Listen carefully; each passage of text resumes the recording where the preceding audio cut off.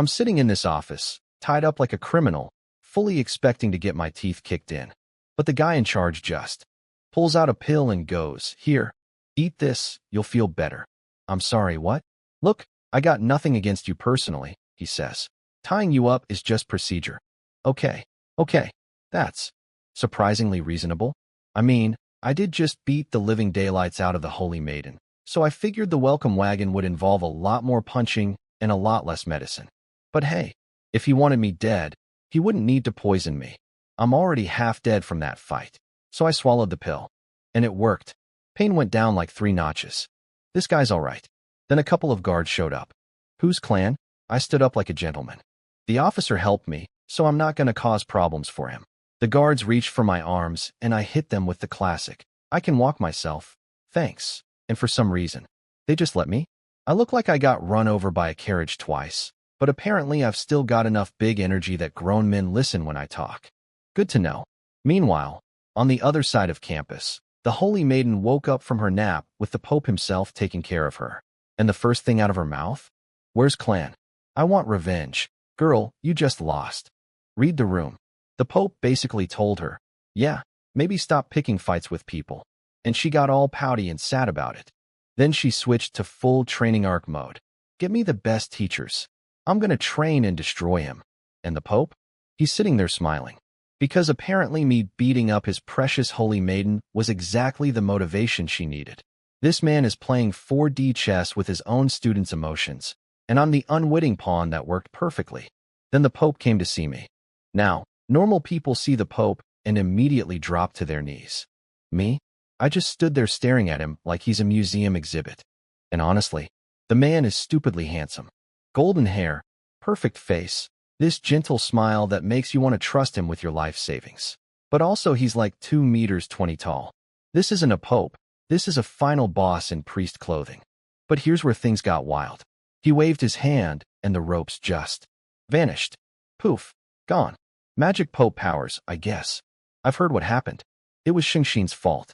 I apologize on her behalf. I'm sorry. The Pope is apologizing to me? The guy I expected to smite me into next week is saying sorry? This is not how this was supposed to go. I had a whole speech prepared about mercy and being young and foolish. I was ready to BEG. And this golden giant is standing here being reasonable? What is wrong with this school? Ever since I left my garbage family, everyone has been weirdly nice to me. Is King's Academy secretly a daycare run by angels? Your Holiness, I also went too far with the Holy Maiden, so I share the blame. No, you did the right thing. In fact, I want to reward you. You motivated Xingxin to actually try hard for once. I beat up the Holy Maiden, and I'm getting a reward. This is the greatest day of my life. But then came the catch. There's always a catch. Before that, clan, tell me something. What is your real talent? There it is. What do you mean? My talent is stat points allocation. Everyone knows that. Don't play dumb. If your talent was just stat points, there's no way you could have fought evenly against Angel's Soul, a top-tier talent. What else are you hiding? I went quiet for a second. He wasn't wrong. I'd been reading books about talents lately, and apparently other people with the stat points talent can't actually see their stats. They're just blindly distributing points. But I can see everything. Exact numbers, compatibility ratings, the whole dashboard. So I decided to come partially clean. I can. See my talent. Like, literally see it. What does that even mean? It means I can see what I'm best at. Everything has a number attached to it. My best element is lightning. My best weapon is the sword. My best side profession is forging. I basically just pulled up my character sheet and started reading it out loud to the Pope. This is either the smartest or the dumbest thing I've ever done. The Pope listened to me describe my talent, and I could literally see the moment his brain went, "Oh, this is valuable." And yeah, he's right. My talent doesn't make me hit harder or shoot fireballs, but it means I never take a wrong path. I always know exactly what to train, what element to pick, what weapon fits me best. No wasted time. No guessing. According to history books, plenty of strong fighters had mediocre talents but mastered their skills so perfectly they could rival S-rank talent holders. So basically, with my cheat sheet vision, I could absolutely compete with the top dogs. The Pope was clearly excited, but I could see him calculating behind that pretty face. He can't just shower me with resources right after I beat up his holy maiden. That would look terrible. Xingxin would hate him, and everyone else would talk. So he went with the sneaky route instead. Good talent, kid. I'll invest some extra resources in you, but not too much. You'll have to earn the rest yourself. I nodded like a good boy. Honestly, I came in here expecting to die, and now I'm getting sponsored. Zero complaints from me. Then he handed me a token. This token contains 1,000 years worth of class hours. I'm sorry. 1,000 years of class time? That means I can just waltz up to any top-tier teacher and go, teach me. And they have to do it? Does this man understand what he just handed me? This is like getting an unlimited platinum membership to the world's best gym. Except instead of treadmills, it's combat training from legends. But I could tell the Pope was being careful on purpose. He doesn't want to spoil me rotten like he did with Xingxin. He wants to see what happens when you raise one kid with unlimited pampering versus another kid who has to fight for everything. I'm basically his experiment. Cool. I can work with that. Then he pulled out a medicine bottle. Take this. It'll heal your injuries completely. And by the way, Xingxin will come for you again once she recovers. Make sure you stay ahead of her. He said that last part with this look. This knowing, meaningful smile. And that's when it clicked. This golden giant wants me to be Xingxin's permanent rival. He wants me to keep beating her so she stays motivated to get stronger. I'm not just a student to him. I'm a training tool for his favorite disciple. The Pope is playing both sides and somehow making everyone benefit. This man is terrifying. I took the medicine bottle, nodded politely, and got out of there. Walking back to my room, Milia saw me and froze. I looked like someone had used me as a punching bag, which, yeah, basically accurate. Master, what happened to you? Training. Got a little rough. Normal stuff. No way I'm telling her the truth. I'm about 70% sure she's not a spy at this point, but that's not 100%. And even if she isn't, what good would it do? She'd just worry. Go fill the bath for me. She hesitated. Master, can you even take a bath right now? You look like, I know what I look like. I'll be fine. My body, my rules. She went off to heat the water, and that's when I pulled out the Pope's medicine bottle. 10 little white pills inside. I popped one. The effect was instant. This cool sensation spread through my entire body and my wounds started closing up in real time. Scabs formed, then just fell off when I touched them, leaving nothing but faint white lines. Church medicine is no joke. One pill and I went from war casualty to minor scratches. I've got 9 more of these bad boys.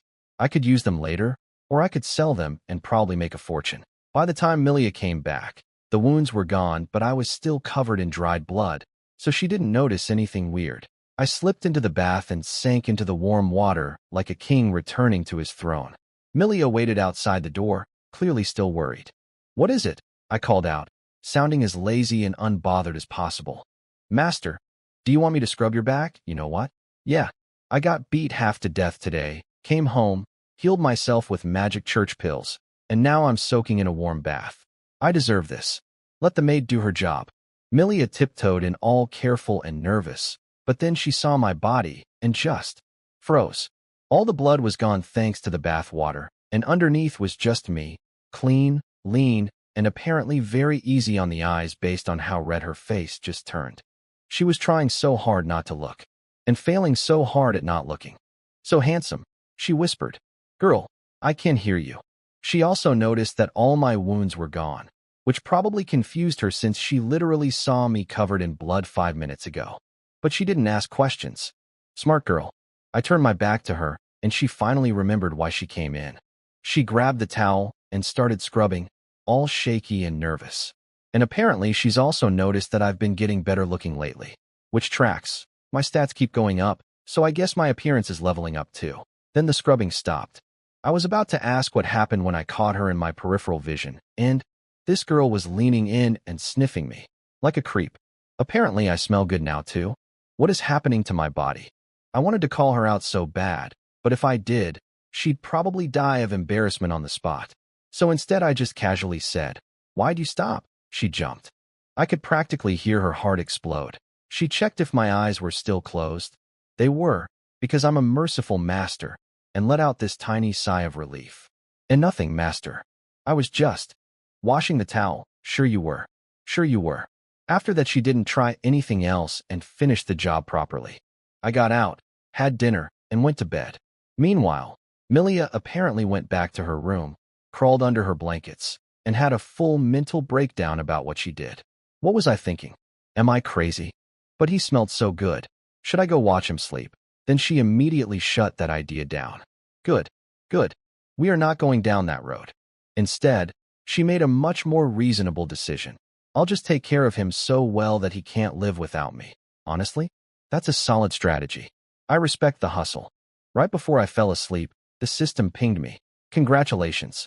You've received 1 luck attribute point. Luck? I love luck. That's the invisible hand that just quietly makes everything go my way. More of that, please. Next morning, I could feel it immediately. My body was different. I pulled up my stats. Strength, 48. Agility, 42. Constitution, 44.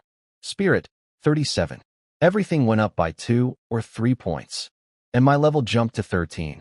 All from that one fight with Xingxin. Life or death battles really are the fastest way to level up. If I spent a whole year fighting for survival in the wilderness, I'd come back looking like a completely different person. Then I suddenly remembered Milia's little sniffing incident and felt my face get hot. But honestly, I get it. We're both at that age where you start noticing the opposite gender. It's normal. Totally normal. I forced myself back to sleep. When I got up for real, breakfast was amazing. Better than usual, with actual plating.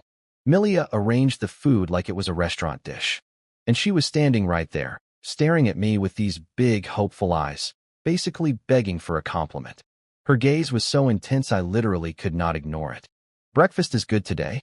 You're improving. The way her face lit up, you'd think I just gave her a medal. She looked like she couldn't believe I noticed. All that effort, totally worth it in her mind now. After eating, I headed to class with Quinn as usual. I'm not switching teachers yet. We've built up a real connection and I don't want to throw that away. But tonight, I'm going to use that token from the Pope to find a proper forging instructor. Nothing too fancy, maybe a mid-level forge master. I've barely started learning, so getting someone too elite would just mean me asking baby questions to a genius. That feels like a waste. During our sparring session, Quinn was making this face like, this kid got stronger again. Poor guy's probably wondering how much longer he can even keep up as my teacher. On my way home after training, I ran into Saga again. She was clearly waiting for me on purpose. And I gotta say, she looked good. Way better than before. Her skin was glowing. She'd filled out a little, and she was standing there looking like a painting come to life. Apparently, my face has been getting an upgrade along with my stats, because Saga looked at me and immediately turned into a nervous wreck. Girl came here specifically to find me, but she's acting like she bumped into a celebrity at the grocery store. What's up, Saga? You need something? Clan? Me and Winnie's group are taking a D rank mission. Want to come with us? What kind of mission? Goblin extermination. We need to wipe out a goblin nest, about 100 of them. 5-person team. It's not that hard. Interested? Obviously I'm interested. First mission ever, and doing it with a team is way safer than going solo. But I did wonder, where are these goblins even coming from? King's Academy covers the whole island, doesn't it? Are these wild goblins? Did someone make them? Actually, the island probably has some untouched wilderness areas. That tracks. Sure, I'm in. When do we leave? Tomorrow? Works for me. Saga looked relieved. And also a little too happy. Subtle girl. Real subtle. I went to tell Quinn about it. What? You're taking a mission? Yes, mister. Quinn. He thought about it for a second. Actually, yeah, you're ready. Your strength is already about half of mine. Half of a teacher's strength, and I'm still a first year. Quinn was looking at me like he was trying to figure out if I had a secret second talent. Which, I do, but he doesn't need to know that. Then, right as I was about to leave, Quinn stared at my face and dropped this bomb. You know? You should consider finding a wealthy marriage partner. I'm sorry, what? I'm serious. Your growth speed is insane. You're going to burn through resources eventually. But if you find a rich spouse, your future gets a lot easier. This man is telling me to find a sugar mommy. Where is this coming from? Quinn suddenly got this faraway look in his eyes. Like he was remembering something painful. Oh no, this man has backstory. He's got regrets. Forget it, forget it. That was dumb of me. I'm just projecting because my own life didn't go so great. You're different. Pretend I didn't say anything. Looking at his face, I could tell. Quinn has been through some stuff. But instead of digging into his trauma, I just said what I actually felt. Mr. Quinn, I won't forget everything you've done for me. I mean that. and I did mean it. Sure, he started teaching me as a favor to Mr. Wisha. But the medicine baths? The expensive herbs floating in those tubs? He didn't have to do that. I've been studying potion courses, and I can recognize some of those ingredients now. They are not cheap. For a guy at Quinn's level, that's a serious chunk of his savings. I'll remember this debt. Kid, stop being sentimental and go train. You've got stuff to do. I nodded and left. But I didn't go to class. Instead, I headed to the shopping district. I've been sitting on my points this whole time and haven't spent a single one. Tomorrow's mission means I need gear. The church's commercial street had two types of shops: official stores and student-run shops. Official stores guarantee authentic products with refund policies. Student shops are basically gambling. If you've got a sharp eye, you can find amazing deals. If you don't, you eat the loss and cry alone. I know exactly how sharp my eye is. It's not. So I walked straight to the official store without a second thought. The moment the shop girl saw the Viscount badge on my chest, she was on me like a retail missile. Welcome, esteemed Viscount student. What can I help you find? I'm a freshman, taking my first mission tomorrow, so I need supplies. What do you recommend? When she heard freshman and Viscount, her eyes practically sparkled. She's also a King's Academy student, so she knows exactly how rare it is for a freshman to already have a Viscount rank. That means I got first place in my exam district. Translation: this kid has potential, don't make him mad. A hunting mission? What kind of monster? Goblins. Goblins. Perfect first target. With your strength, they shouldn't be much trouble. Let me recommend some potions. She pulled out a little bottle. This is an energy potion. If you're exhausted from traveling, one sip and you're fully refreshed. Only 1 point each. She opened a sample bottle and held it under my nose. Just one sniff and the tiredness from this morning's training melted away like it was never there. Okay, I'm buying these. This stuff works better than coffee. Way better than coffee. One sniff and I'm already sold. Good stuff. What else you got? Give me 5 of those energy potions. Certainly. Next we have basic healing potions. Pour it on a wound and it closes up fast. 3 points each. 2 of those. An insect repellent powder. Sprinkle it around your campsite at night, and it keeps away snakes, bugs, and mosquitoes. 1 point per pack, 3 uses each, 2 packs. This girl was a professional saleswoman. By the time she was done with me, I'd spent over 100 points. But honestly, everything she recommended was genuinely useful. No regrets. That'll be 105 points. Thank you so much. My name is Stasi. Please ask for me next time. Yeah, I'll definitely be back. Good service, good products. We're cool. After the shopping spree, I headed straight to the forging classroom. I'd booked a session with an actual forge master tonight. The guy, Tasola, walked in, looked at me without any particular reaction, and just said, "Ask whatever you want. If I can answer it, I will. No small talk. No pleasantries. I like this man. Mr. Tasola, every time I try to forge lightning attribute, or I can't control the energy, and it explodes." Why? He nodded, which I took as a good sign. At least my question wasn't embarrassingly basic. Are you heating it with the standard method? No. I add earth powder to suppress the lightning energy. Then it's either not enough powder or the quality is too low. The earth powder needs to be about half the weight of the lightning, or too little and the energy runs wild. Too much and you drain some of the ore's power, which makes the final product weaker. That made perfect sense. Is there any way to salvage a failed forge? Technically yes, but don't bother. The materials you'd waste on salvaging cost more than just starting over, and the result would still be garbage. Treat every single forge attempt like it's the most important one you'll ever do. No second chances. I nodded hard. This man speaks truth. We spent 3 more hours together, and I learned an absolute TON. My plan now is to digest everything on my own, practice, and come back to him when I hit new problems. Tasola never actually saw me forge anything, since lessons this expensive are usually just Q&A. You ask your questions, then go practice on your own time. But with tomorrow's mission, I skipped practice and went straight to bed. Congratulations. Constitution 1. Same as yesterday, another Constitution point. That brings me to 46. My body is turning into a tank. Next morning, I headed to the church gates, filled out the departure paperwork, and finally stepped outside. And I don't know why, but the air just felt fresher out here. Like I'd been breathing recycled church air for weeks and didn't even notice. Outside the church compound was a massive city. I still didn't even know what it was called. Everyone walking around looked young. All students, by the looks of it. Then it hit me. These people must be the commoners. Most students who enter the academy start at either commoner or slave rank. When they noticed the Viscount badge on my chest, every single one of them immediately looked away and lowered their heads. To them, a Viscount can decide whether they live or die. That's kind of messed up, actually. Weirdly, though, I didn't see any slaves on the streets. Which is strange, because there should be more slaves than commoners. Where are they all? Something feels off about that. Before I could think too hard about it, I spotted Saga and the team. The squad was me, Saga, Winnie, Gato, and Devin the Stone Giant. All familiar faces from the entrance exam. The second Gato and Devin saw me, their eyes sharpened up. Yeah, they remember. I might have gotten lucky during the exam, but I still came out on top of our entire class. They're not about to let their guard down around me. Long time no see, I walked up with a smile. Yeah, long time. They were sizing me up. I could tell they noticed something was different. My vibe was calmer, more composed, and they could feel that I'd gotten stronger. But we were teammates now, so nobody was about to start a sparring match in the middle of the street. We heading out now? No objections here. Everyone agreed, and Saga took the lead toward the city gates. While we walked, she started giving me the tour. Clan, do you know what this city is called? No idea. This is Holy Light City. It's the capital of the church's 12 cities. And this island we're on? It's so big it's basically not even an island anymore. It's a whole continent.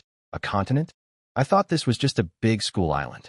Seeing my reaction, Saga kept going. King's Academy was built by all the empires and kingdoms together. Every nation has its own territory here. But even with all those countries, they still haven't claimed the whole landmass. There's deserts, forests, and wild zones everywhere. And because the magic density on this continent is so high, monsters breed fast. If you don't clear them out regularly, they multiply into massive hordes, so that's where the goblins come from. This place isn't just a school. It's a whole ecosystem that actively tries to eat you. Fun. So are we heading into some giant forest? Saga shook her head. No, we're just going to a village near Holy Light City. Goblins have been showing up in big numbers lately, destroying rice fields and kidnapping girls. We need to take them out. Yeah, that sounds about right. That's exactly what goblins do. Then Winnie came running up beside me. Even though she's been eating better since coming to the academy, this girl is still skinny as a stick. Pale white skin, legs thinner than my ARMS, looking like a little white radish that learned how to walk. I frowned, reached into my backpack, and pulled out a piece of bread. Eat this. She looked confused. Apparently she'd been trying to find me this whole time and couldn't figure out where I lived. So she'd been going back to the old arena every single day, just waiting to see if I'd show up. That's actually kind of sad and adorable. She took the bread with both hands and started nibbling on it in tiny little bites. Something about the way she did it was so ridiculously cute that I couldn't help myself. I reached over and ruffled her hair, like she was my daughter or something. She smiled this big, innocent smile and nuzzled her head into my hand like a puppy. This child is going to be the death of me. Have you not been eating properly? Why are you still this thin? She swallowed her bread real quick. No, I eat every day. It's just, my talent won't let me. Because of my ability, I can only get proper nutrition from drinking blood. But I really hate doing that. Oh, that's actually awful. Her talent literally forces her to drink blood to survive, and she hates it.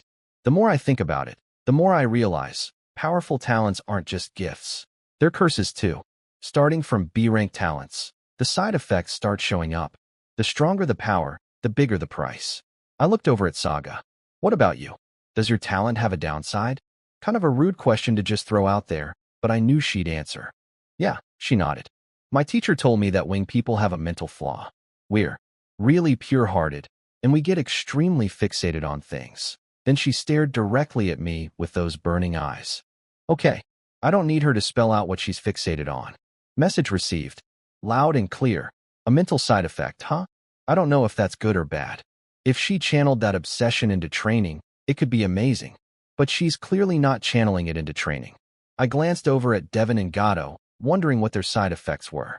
They're both B-rank though, so it probably isn't anything too crazy. Devin, meanwhile, was not having a good time. He was fuming because both girls in the squad were hovering around me. Is it because I'm handsome? Yes. Yes, it is. But he couldn't accept that. See, back in the old days, Devin was too busy starving to think about anything besides food. But now that he's eating 3 meals a day at the academy, his brain has moved on to other interests. He's been eyeing the girls at the church, thinking his status should make them come to him. And his real targets? Saga and Winnie, girls with talent way above his own. His logic was simple. One's too pure, one's too naive. Should be easy pickings. Except both his easy targets are currently orbiting around another guy. No wonder he looks like he swallowed a lemon. So he marched right over with zero grace. Hey, what are you guys talking about? I'm curious too. My talent doesn't have any flaws, by the way. Pretty different from you guys. The awkward silence that followed could have killed a man. What is this dude doing? No flaws. Buddy, your talent turns you into a stone giant. You know what stone giants are? Slow. Once levels go up and fights get serious, you're a punching bag with legs. I wanted to roast him so bad, but held it in.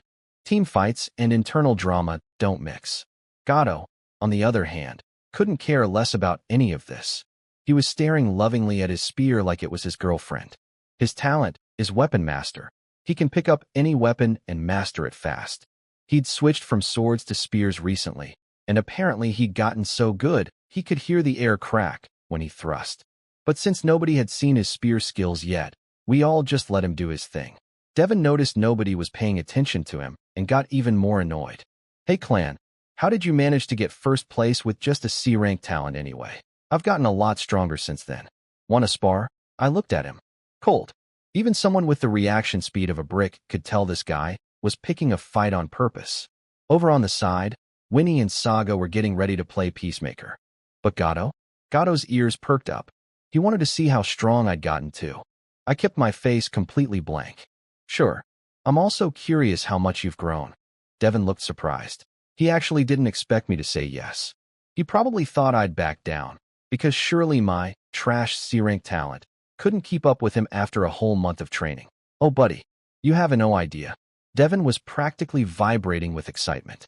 In his little fantasy, he was about to beat me up in front of Saga and Winnie, and both girls would fall madly in love with him.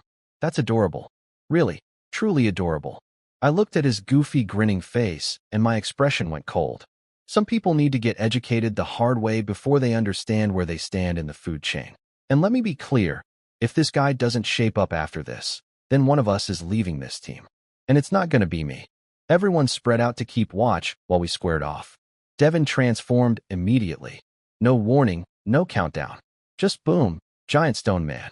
He was bigger than before, his rock armor was thicker, and he charged at me like a runaway boulder. But his speed? Barely improved. If anything, the bigger body made him even clumsier. I didn't even bother activating lightning body. Didn't pull out the flash thunder sword either. Instead, I grabbed a big heavy iron bar. The second he got close, I swung that bar right into his shoulder. The stone armor shattered on impact, and the force went straight through. Devin dropped to one knee. Then I cracked him across the head. His whole skull twisted sideways. Stone chunks flew everywhere. And then I just kept going.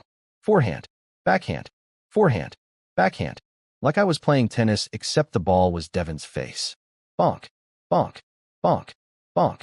I could see Winnie and the others staring with their mouths hanging open. This was supposed to be a spar, not a one-sided beatdown. The script was all wrong for them. The only reason Devin's head was still attached was because his earth magic kept regenerating the stone armor. Without it, his skull would be in pieces right now. Thud. Devin's massive body crashed to the ground like a felled tree. He was out. The stone armor crumbled off him and underneath. His face was swollen beyond recognition. Blood everywhere. Couldn't even tell what he originally looked like. I looked down at him, and even I was a little surprised. Those rocks really didn't protect him as well as I thought they would. I think I went a little overboard. So, what now? Gato answered without a shred of emotion. Send him back. He can't do the mission like this. 4 of us should be enough. Cold. Ice cold. But fair.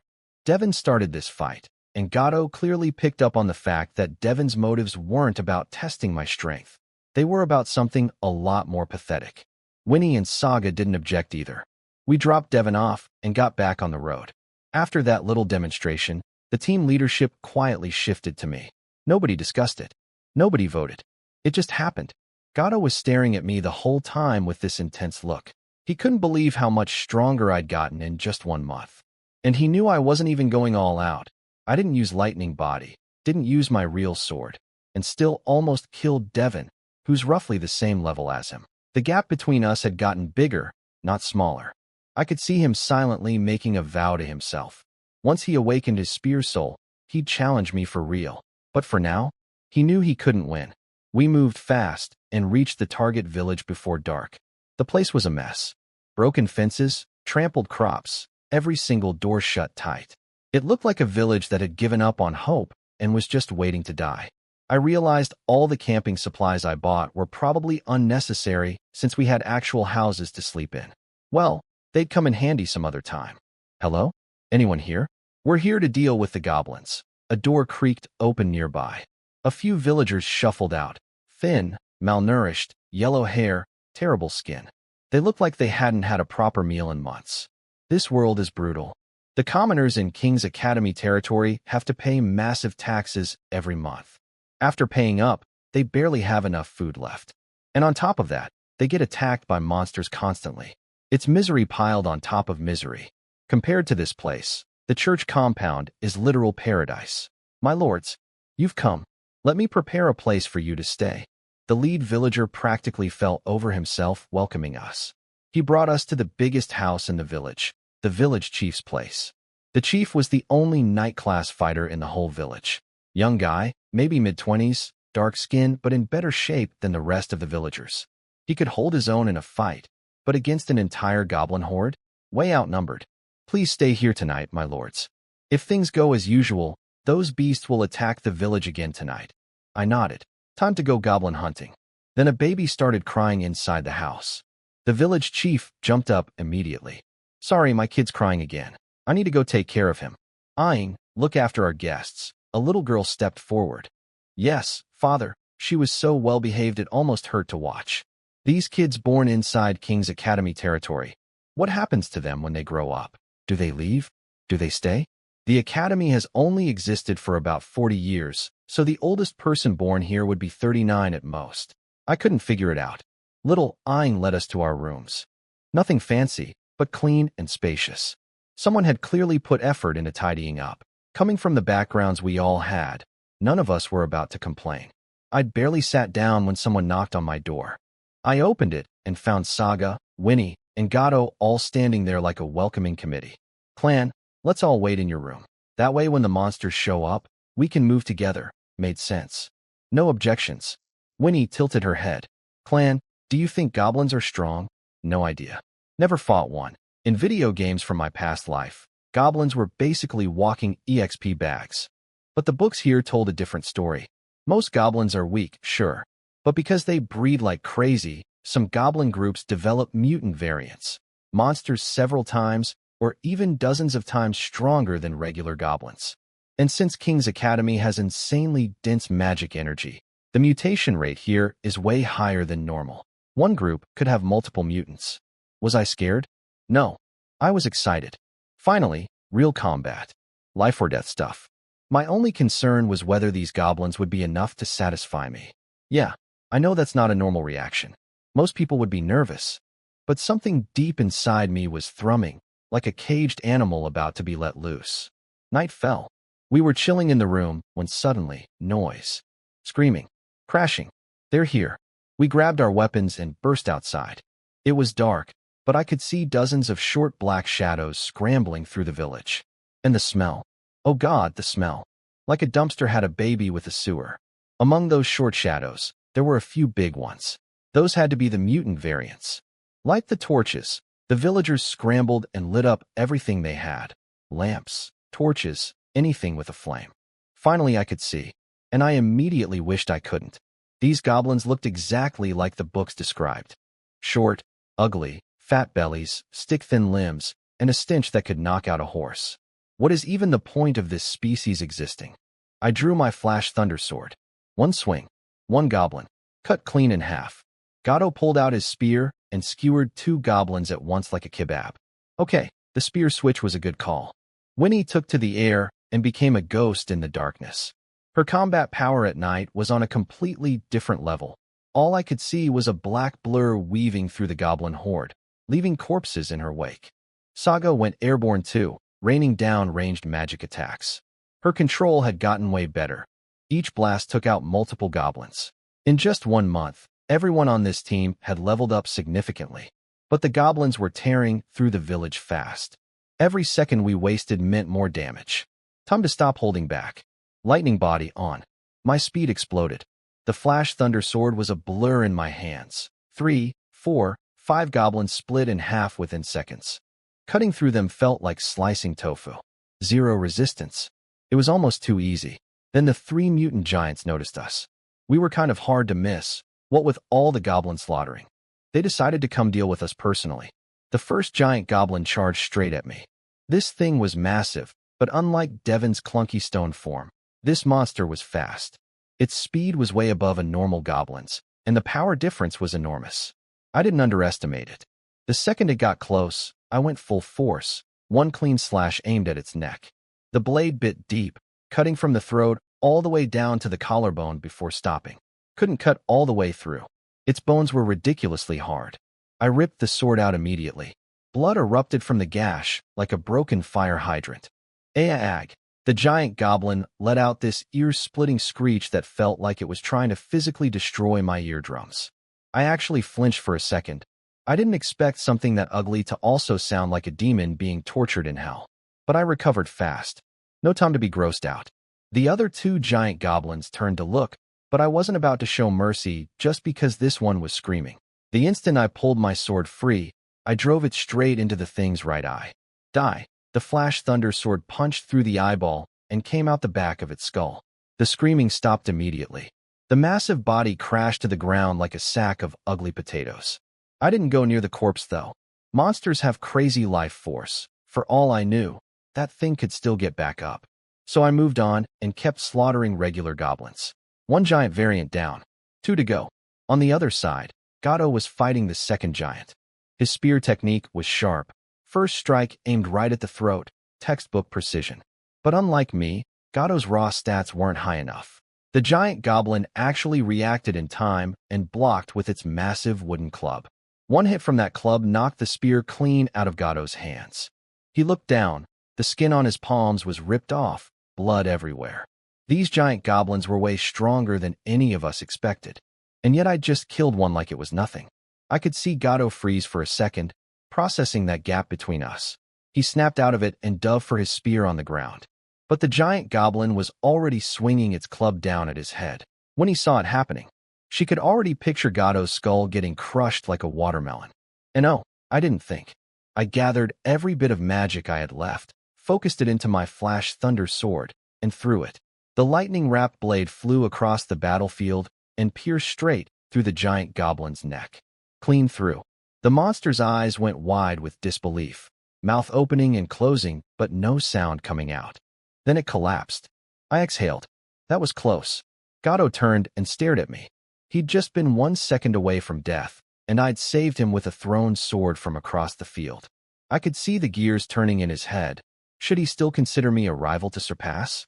Or does he owe me his life now? The last giant goblin saw its 2 buddies go down and went berserk. It charged straight at me, screaming with rage. One problem, I just threw my sword. I had no weapon, and that throw burned through most of my remaining magic. I had just barely enough to keep lightning body running. This was not great. The thing swung its massive club at me like it wanted to turn me into a pancake. Its mouth was wide open, screeching, and the smell that came out. I dodged the club easily enough, but I could not dodge the breath. That thing's mouth smelled like something died inside another thing that also died. I nearly passed out from the stench alone. But I wasn't panicking. I remembered what Quinn taught me. When fighting monsters, make them angry. A raging beast hits harder, but loses all technique. Every attack becomes predictable. Every swing becomes full of openings. So I did the most dishonorable thing possible. I kicked it right between the legs. AGH. The giant goblin scream could probably be heard from Holy Light City. It was furious now, completely lost its mind. Good. That's exactly what I wanted. Every swing became wild and telegraphed. Huge motions, no feints, no variation. I could see each attack coming a mile away. After dodging its second wild swing, I drove my bare fist straight into its liver. Even without a weapon, lightning body made my stats absolutely insane. The punch hit like a sledgehammer. The giant goblin dropped to its knees, paralyzed by the pain. I didn't stop. Eyes, throat, heart. I hit every weak point I could reach, over and over, barehanded. It was less of a fight and more of a public execution. Gato and the others were staring at me with their mouths open. The regular goblins? They watched their giant leader get slowly dismantled by a teenager's bare hands and decided this was not worth it. They started running. I finished it by ripping the giant goblin's throat out with my hand. I was covered head to toe in sticky, disgusting blood. I looked at the fleeing goblins and dropped out of lightning body. What are you standing around for? Chase them. Find the nest. That snapped everyone out of it. They took off after the runners. I went back and pulled my flash thunder sword out of the dead giant's neck, then went around and cut the heads off all 3 giant goblins, just to be safe. Then I followed the team. Behind us, the villagers finally crept outside. They saw the battlefield, goblin corpses everywhere, blood soaking into the dirt. For a moment, everything was silent. Then one person started crying, and then everyone was crying. Not from sadness, from relief. These people had been terrorized every single night, living in constant fear. And now, in one evening, their nightmare was over.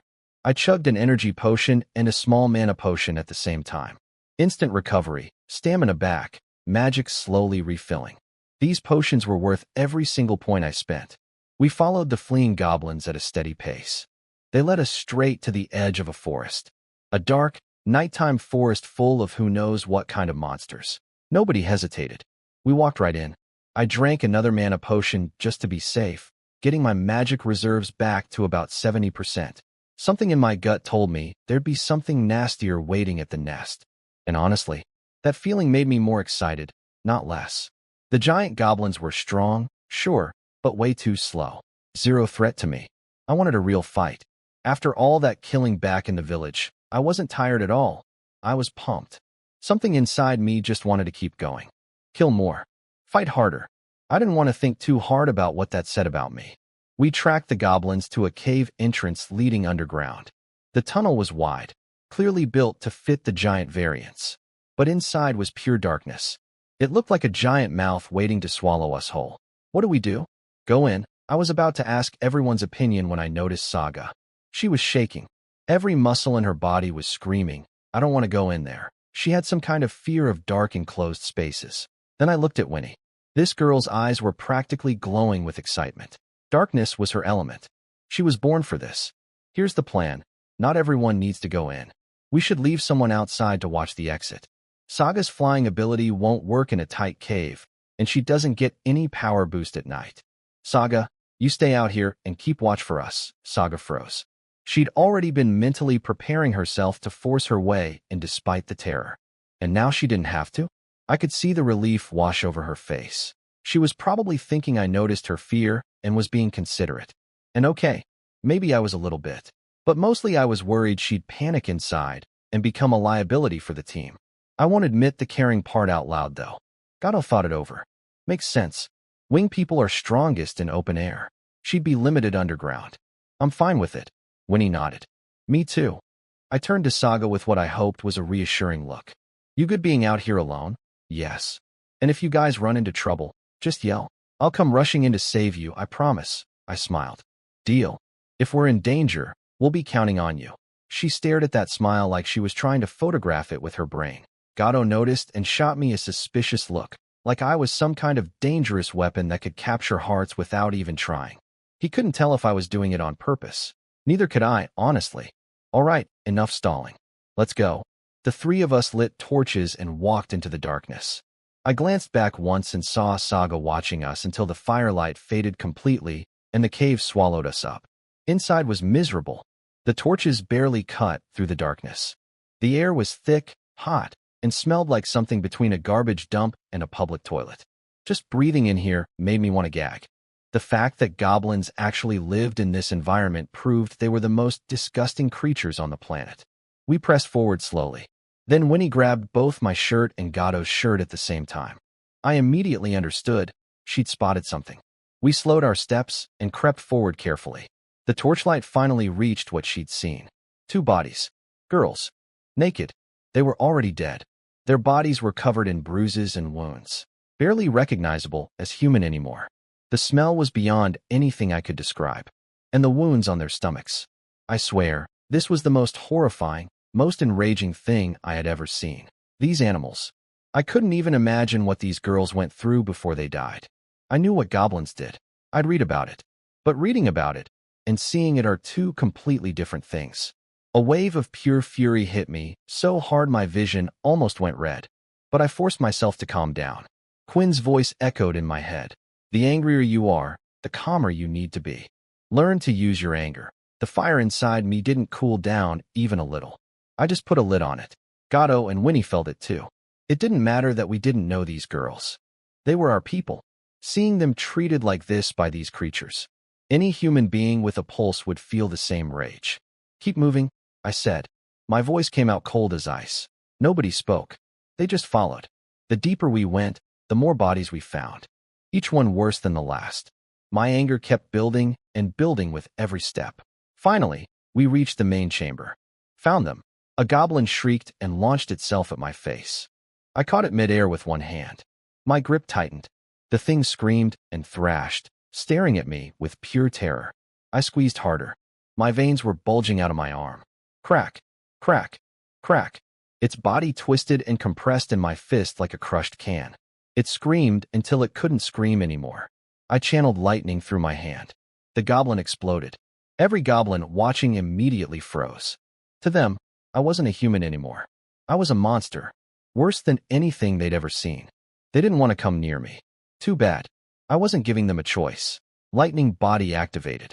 I charged into the swarm and started swinging the flash thunder sword like a man possessed. Limbs flew. Blood sprayed. Body parts scattered across the cave floor like confetti at the world's worst party. Not a single goblin could survive one swing. The cave turned into a slaughterhouse. Winnie and Gatto joined in, and together we carved through these creatures with zero mercy. Then a different screech cut through the chaos. Louder, sharper, more dangerous. I looked up and saw something new. This goblin was about 2 meters tall, same height as the giant variants from earlier. But it was completely different. Where the giants were bulky and slow, this thing was lean, long-limbed, and clearly fast. It carried an iron spear, wore leather armor, and radiated a kind of killing intent that made the hair on my neck stand up. This one was trouble. I knew it immediately.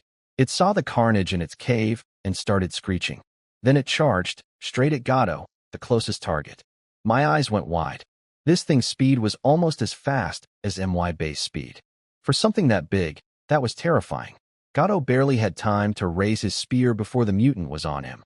But at the last second, the goblin changed its attack mid-thrust, converting the stab into a downward slam. The iron spear came crashing down like a sledgehammer. Gatto found the best blocking angle in a split second, impressive reflexes, and caught the blow with his spear held horizontally overhead. His weapon bent into an arc so extreme I thought it would snap. But the magic-forged metal held. Gatto's legs didn't hold, though. His knees buckled, and he dropped to the ground. I heard the sickening crack of bones fracturing. I was already sprinting toward them. If I didn't get there now, Gatto was dead. The mutant goblin looked down at Gatto with cold, calculating eyes.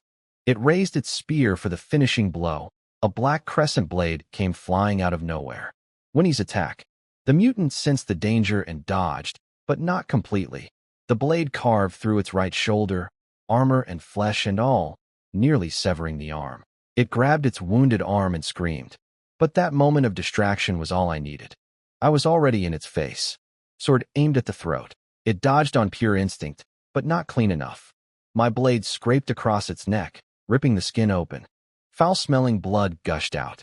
Now it was angry. The pain seemed to disappear from its body as rage took over. It attacked me like a berserker, swinging that iron spear with one good arm and raw fury. This thing was fast.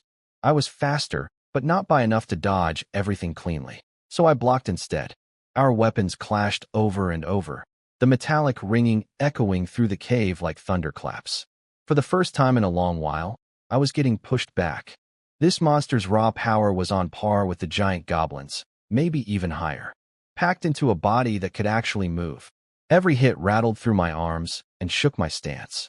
The mutant paused for a second, genuinely confused. It couldn't understand how a human this small was blocking its attacks. By all logic, I should have been sent flying. But confusion doesn't last long in a fight. It came at me again, harder, faster, more desperate. In its mind, I was the most dangerous thing in this cave. It wasn't wrong. The longer I fought this mutant goblin, the more shocked I was. This thing didn't just have insane stats, it was smart. Its attacks had actual martial arts technique behind them. Relentless combos with zero gaps, suffocating pressure. This wasn't a dumb monster. This was a warrior. Meanwhile, Gato finally dragged himself back to his feet on broken legs. He could barely fight regular goblins now, let alone anything serious. He managed to kill two, and then one snuck up behind him and slashed his back. He spun around and skewered it, but the damage was done. The other goblins smelled weakness and started swarming him. Winnie swooped in to cover him, but she couldn't help me because my fight with the mutant was too close quarters. One stray attack from her could hit me instead. Back to my duel. The mutant's iron spear was starting to warp from clashing with my flash thunder sword. Its weapon was clearly inferior quality. It would snap soon. But this thing was too angry to care.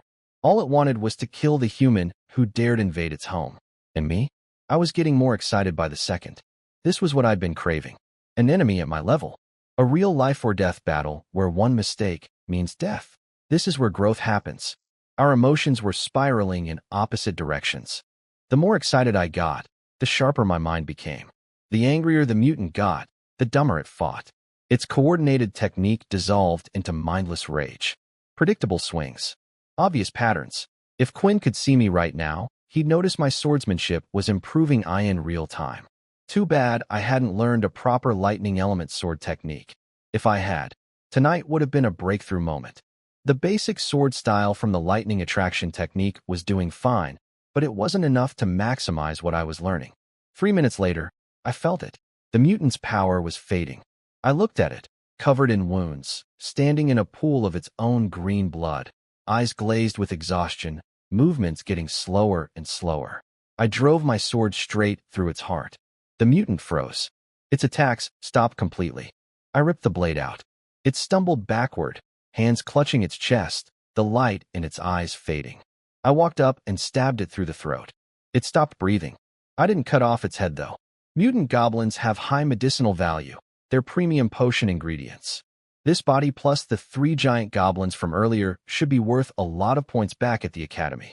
I turned to the remaining goblins. The cave floor was already covered in corpses, but there were still some alive. I kept killing.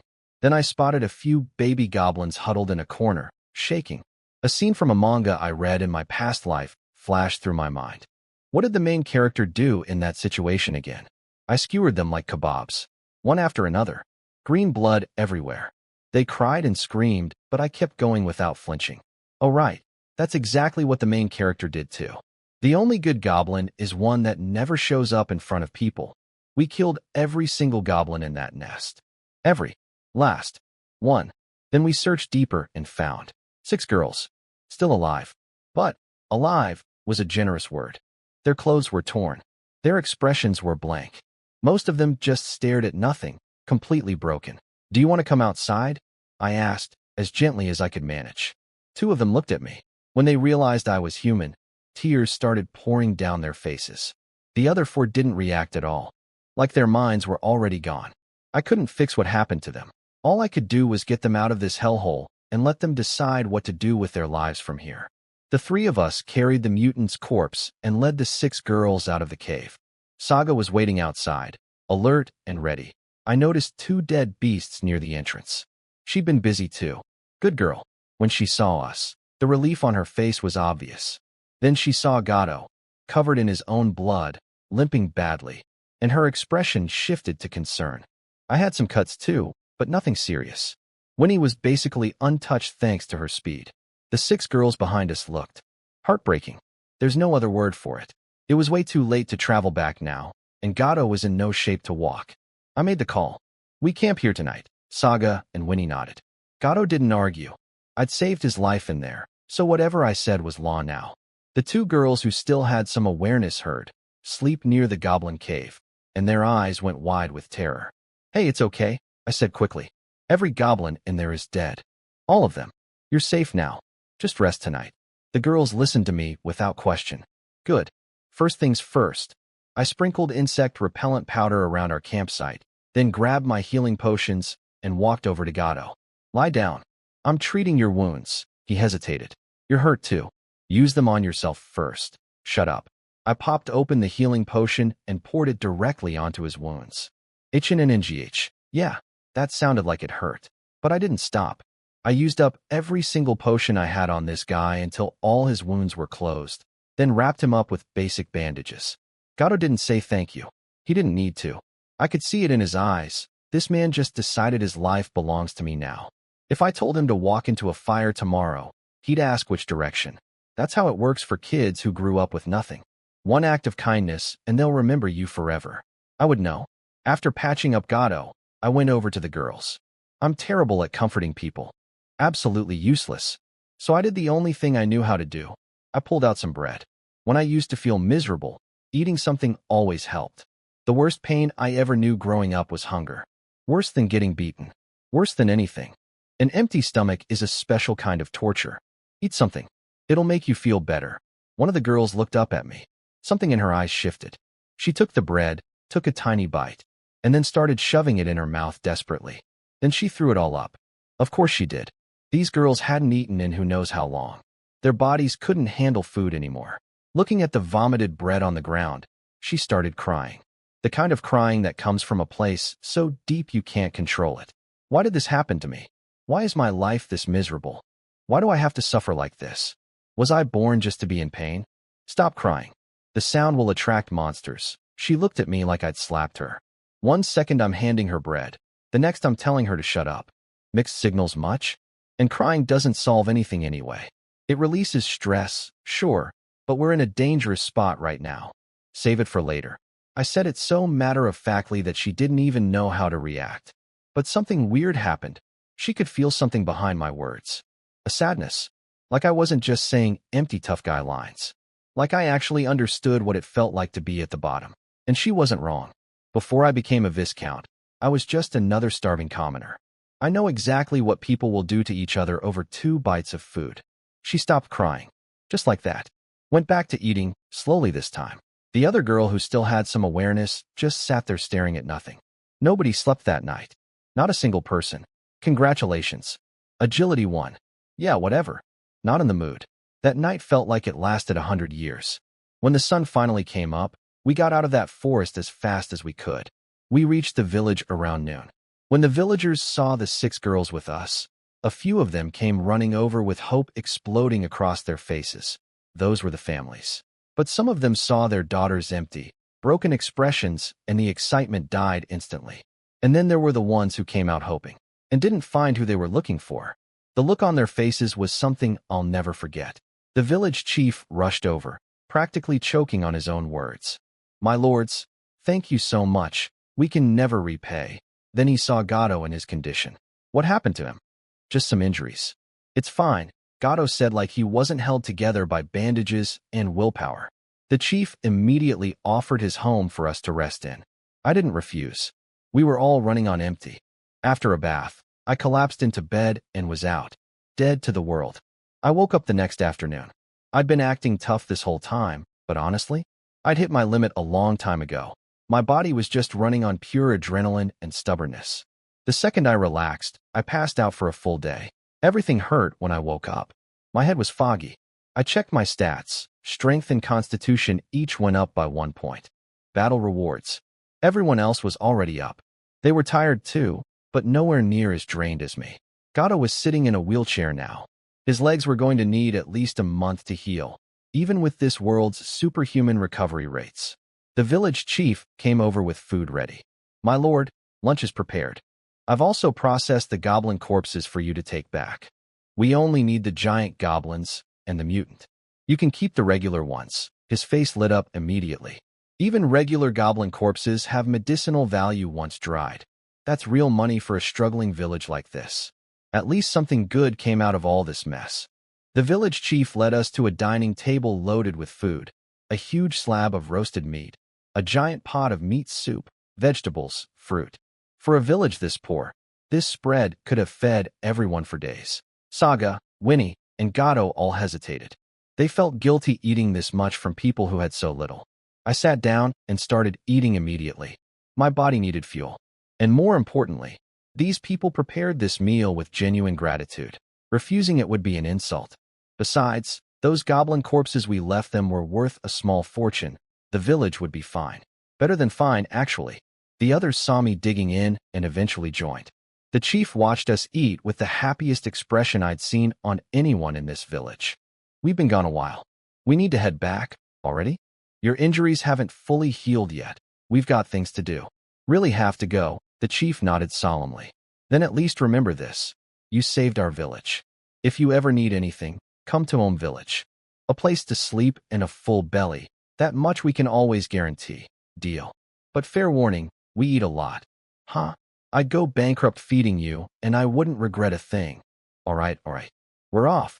The villagers prepared a donkey cart for us. The whole village came out to watch us leave, including those two girls who still had some light in their eyes. They looked like they'd decided to keep living.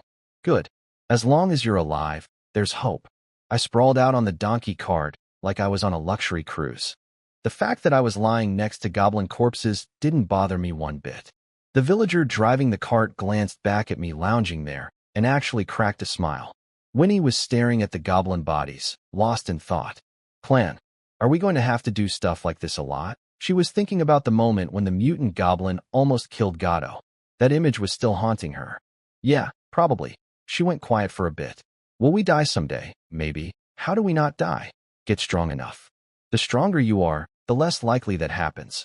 I was barely thinking about my answers. Just tossing them out casually, like talking to a kid asking why the sky is blue. Strong enough. Okay, clan, I'm going to get so strong that none of you will ever die. I promise. I couldn't help but smile at that. Sounds good. We'll be counting on you to protect us then. Winnie, Saga, and Gato both laughed softly. This tiny little girl making a dead serious vow to protect all of us. There was something genuinely healing about it. The trip back was smooth. No ambushes, no surprises. We passed through Holy Light City's gates without issues thanks to my Viscount badge, and the donkey cart dropped us off at the church's side entrance. We dragged the goblin corpses to the church's recycling station. A pale, creepy-looking young man walked over. This guy had zero life force coming off him. He was technically walking and talking, but gave off major, I might actually be dead, vibes. Here to recycle corpses? Yep. These are our trophies.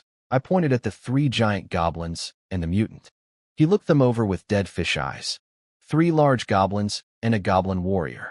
Dead about 2 days. Preservation is mediocre. Price will be discounted. Yeah, fair. None of us exactly had a degree in corpse management. Let me dissect them and assess the value. He pulled out this massive, terrifyingly sharp cleaver and started carving along the muscle fibers like a professional butcher. 3 cuts and a giant goblin was fully dissected. He went through all 4 bodies faster than I eat breakfast. You're in luck. None of the bodies have rotted, and the goblin warrior's magic crystal was close to evolving. That bumps the price up significantly. The 3 large goblins, 19, 15, and 17 points respectively. The goblin warrior, 139 points. Take it or leave it.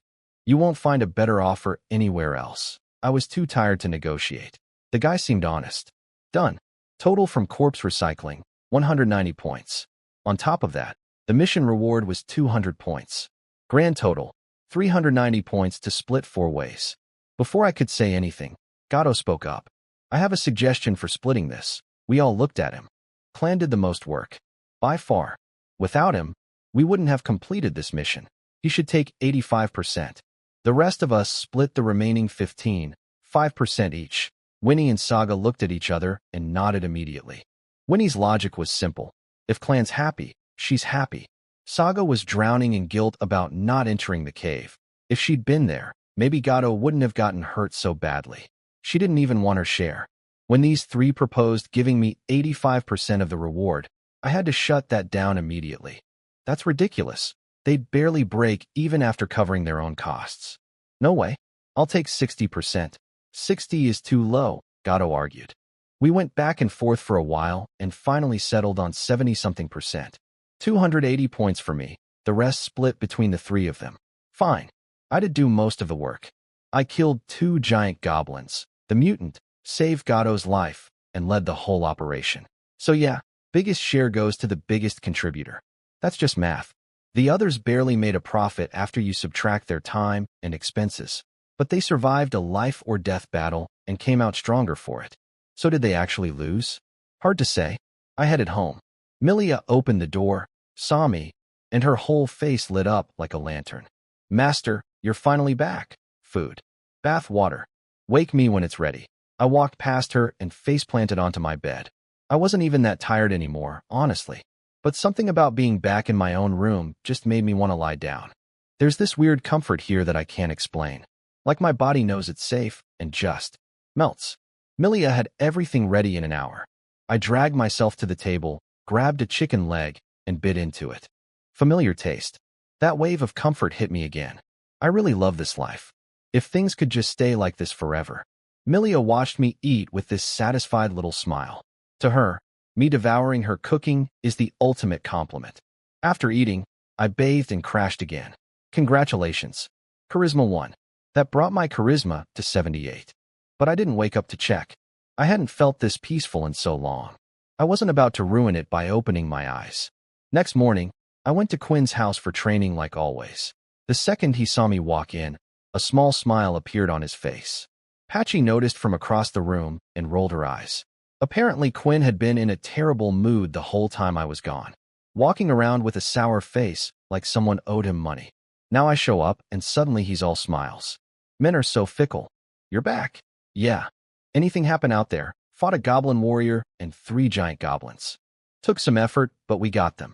Quinn's face went serious immediately when he heard goblin warrior. Were you hurt? I'm fine. My teammate got it worse. He's still recovering. Good. That's good. I could tell he wanted to check me for injuries right then and there. He knows how strong goblin warriors are, roughly MY level. And normally, humans can't even perform at full capacity against monsters because the raw wildness of magical beasts throws people off. Most adventurers can't solo a monster at their own level. The fact that I did it on my first mission ever was apparently a big deal. I'm gonna go train. I went back to practicing my swordsmanship, and Quinn watched in silence. I could feel him thinking. After I finished today's session, he called me aside. His face had this complicated expression, pride mixed with sadness. Clan, there's something I need to tell you. What is it, Mr. Quinn? You've outgrown me. My guidance isn't doing much for you anymore. Actually, keeping you here might be slowing you down. So I'm going to introduce you to a new teacher. That caught me off guard. I opened my mouth to say something, but he kept going. The teacher I have in mind might not be the strongest in their rank, but I guarantee they'll be the best fit for you. The lessons are a bit expensive, though. That's fine. Cost isn't a problem. I could see it in his eyes. Quinn had already made up his mind. This wasn't a discussion. It was a goodbye. And if the decision was already final, dragging it out with emotions would be pointless. Quinn paused. Then he smiled, genuinely, warmly. Right. This is what it takes to get stronger. You have to be decisive. Can't let sentiment hold you back. I'll talk to the teacher tomorrow and explain your situation. Take today to rest and prepare. But I did not rest. Instead, I went and rented a forging room. I'd asked the forging instructor all the questions I needed to ask. What I was missing now was practice. Actual hands-on experience. Today felt like the right day to forge my first weapon. The cheapest forging room cost just 2 points per day. Good enough for now. The cheapest forging room was a shared one. 20 people all hammering away in the same space. The second I walked in, a wall of heat slammed into my face like opening an oven the size of a house. The doors were wide open for ventilation, and it was still unbearable. I got to my station, pulled out my prepared iron, ore, and charcoal, and got to work. The forging room only provides the furnace and hammer. Everything else is on you. And if you break their equipment, the replacement fees would make you cry. Forging as a profession is pretty great, actually. It burns money, sure, but nothing compared to potion making. The income is solid, entry difficulty is low, and the only real barrier is that it's exhausting physical work. Becoming a top-tier forge master is insanely hard, but as a side hustle for regular students, perfect fit. I tossed my iron ore into the furnace. This was a 5-point ore, way better than the standard 1-point garbage. My plan was ambitious for a first attempt. Combine 2 different metals and aim for a fine-grade weapon right out of the gate. Was that cocky? Maybe. But my talent literally tells me I'm built for this. So let's find out. Once the ore hit the right temperature, I pulled it out and started hammering to remove impurities. The sound rang out clean and crisp, and apparently that was enough to turn heads, because several people nearby stopped what they were doing to watch me. Free lesson for them, I guess. Class time costs way more than rental fees. I didn't let the audience distract me. Heat. Hammer. Remove impurities. Put it back in the furnace. Heat again. Hammer again. 3 full cycles before the iron was completely clean. Then I pulled out the second ore, a black thunder ironstone. Iron ore that got struck by lightning, packed with trace amounts of lightning element. I added earth powder while heating it to keep the energy stable and prevent the furnace from exploding in my face. 3 more cycles of purification. I could feel my hands getting faster and more confident with every swing. My proficiency was climbing in real time. Both metals purified. I loaded them into an iron canister and put the whole thing back in the furnace to fuse them together. This part took about 30 minutes of patient heating. When I pulled the canister out, I had to remove the shell. First time doing this step, but my hands moved like they already knew what to do. Wedge the nail into the seam. 1 clean tap, shell off. Smooth as butter. Then came shaping. I was making a one-handed sword, obviously. The whole reason I learned forging was to make weapons for myself. I'll branch out eventually, but swords are my main focus. 15 minutes of controlled hammering, and I had a complete blade shape. If my forging instructor Tasola saw this, he'd probably go silent, because my first attempt was already approaching his level. Deep breath. Time for the most critical step, water quenching. This is the make-or-break moment. Succeed, and the weapon is basically done. Fail, and everything up to this point becomes scrap metal. I noticed all the other apprentices in the room had stopped working. They were watching me in complete silence, some of them mentally cheering me on. I held my breath, gripped the handle with the tongs, lowered the glowing blade into the water. Hisses. Steam erupted everywhere. White smoke billowed up. My heart was pounding, but the blade held. No cracks, no warping. And as the steam cleared, a tiny bolt of lightning flickered across the edge of the sword. The fusion was perfect. I did it. First forge. Success. After that came the easy stuff. Fitting the handle, adding finishing touches. By around 10 at night, I was done. I held up my creation and gave it a test swing at a block of wood I'd brought along. Cut through it like the wood wasn't even there. Sharpness. Excellent. Flexibility. Perfect. Weight and balance. Like it was made for my hand. Because it literally was. This was a genuine fine-grade weapon. And not a bad one either. Solidly in the upper range of fine quality. In that moment, I finally understood something for real. I actually have forging talent. This isn't just what the numbers say. I can feel it in my hands. I let myself feel proud for about 5 seconds. Most people need dozens of attempts before they can even make a normal quality weapon. I made a mid to high fine-grade weapon on my first try. If that's not talent, I don't know what is. But 5 seconds of pride is enough. Back to business. Fine weapons aren't worth a fortune or anything, and I definitely don't have time to set up a little market stall. So I took my brand new sword straight to the recycling station. Zero sentimentality. First creation? Memories? Attachment? Nah. Money. The guy behind the counter was some bored-looking dude in his late 20s. He saw me and went, "Weapon recycling." Then I handed him the sword.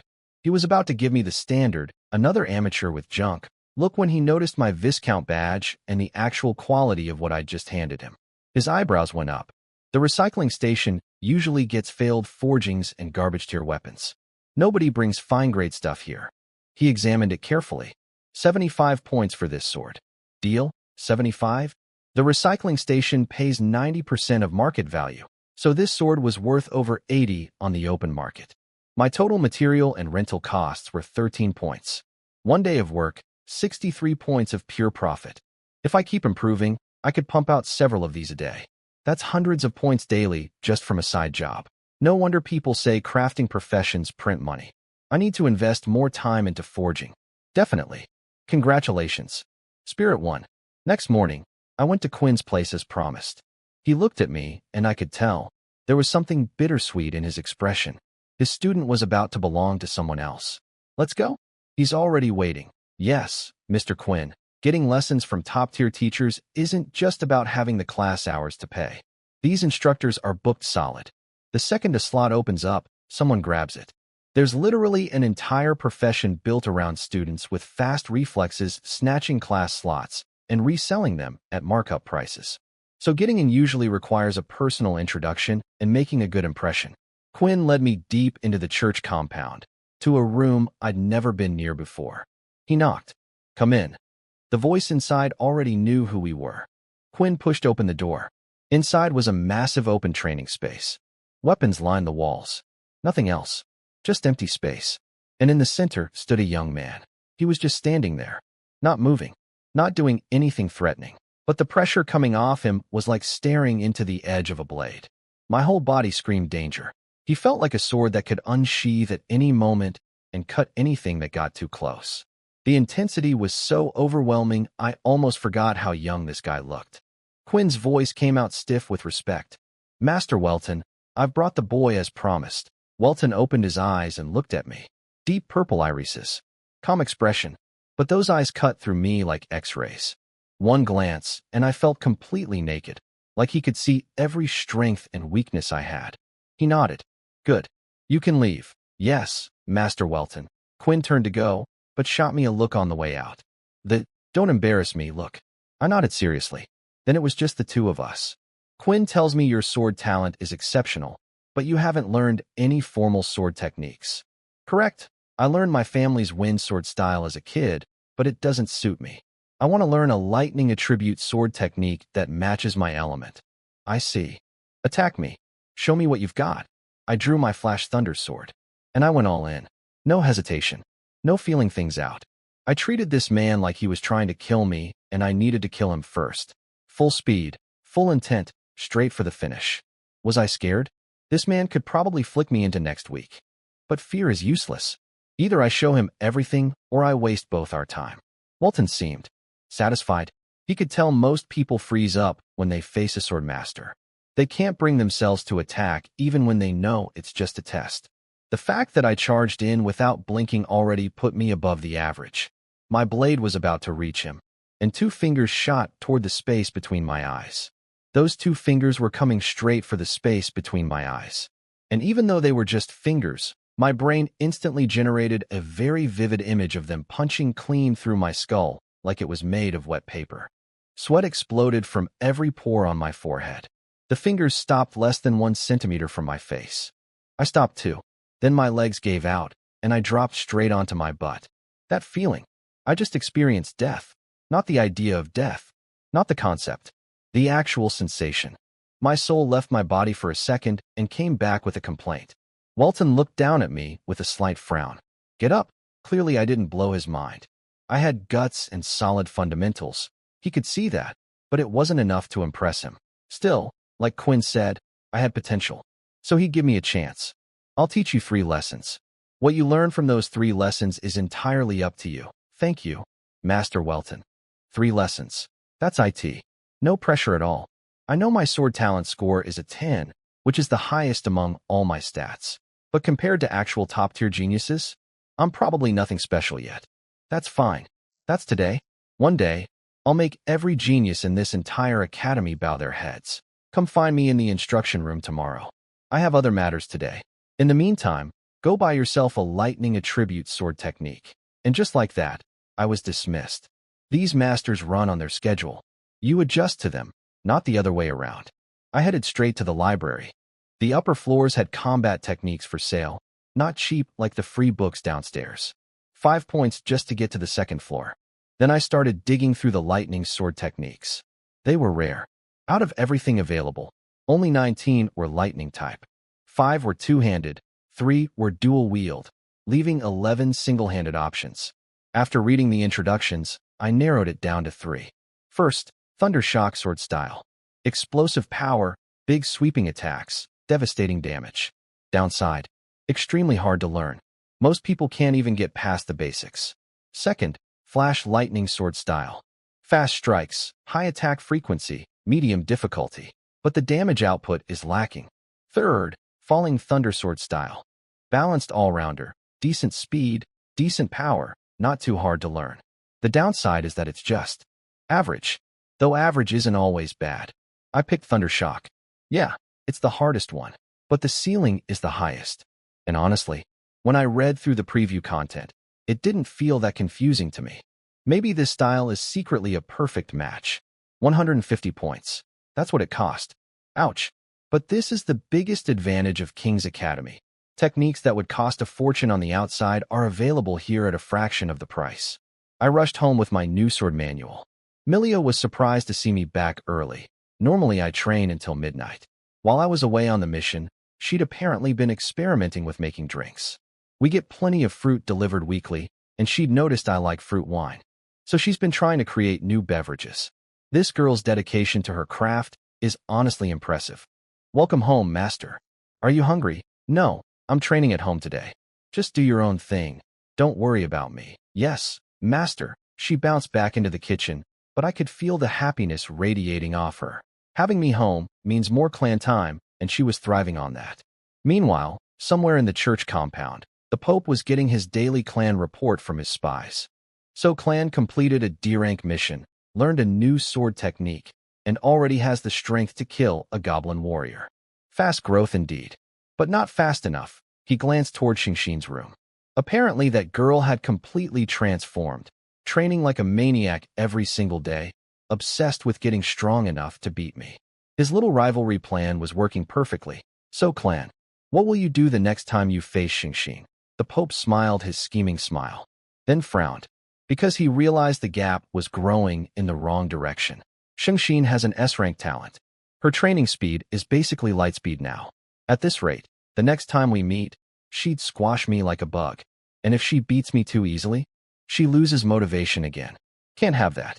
Perhaps I should intervene in clan's growth a little. Speed things up. Can't let Xingxin's first rival go down that easily. The Pope started cooking up a new scheme. This man never stops plotting. Back at home, I'd been grinding the Thundershock sword style for 4 straight hours. I could perform the complete sequence now, but I was nowhere near the entry-level mastery threshold. The technique guide wasn't lying. This thing is brutally difficult. I could understand the theory just fine, but translating that understanding into my body was a completely different battle. At this rate, I might not even reach beginner level by tomorrow. And tomorrow I'm supposed to show up to Welton's lesson with this technique. If I walk in there unable to even perform the basics of the sword style I chose, what's he going to think? He's going to be disappointed. That's what. I gritted my teeth and trained harder. I trained from morning until evening. By the time I paused, I was so drenched in sweat it looked like someone had fished me out of a river. Milia was watching from the side, looking worried. I could tell she wanted to remind me to eat, but she didn't have the heart to interrupt. I kept going until past midnight. Congratulations. Sword Talent 1. The second that point landed, something clicked. Things I'd been struggling with for hours suddenly made sense.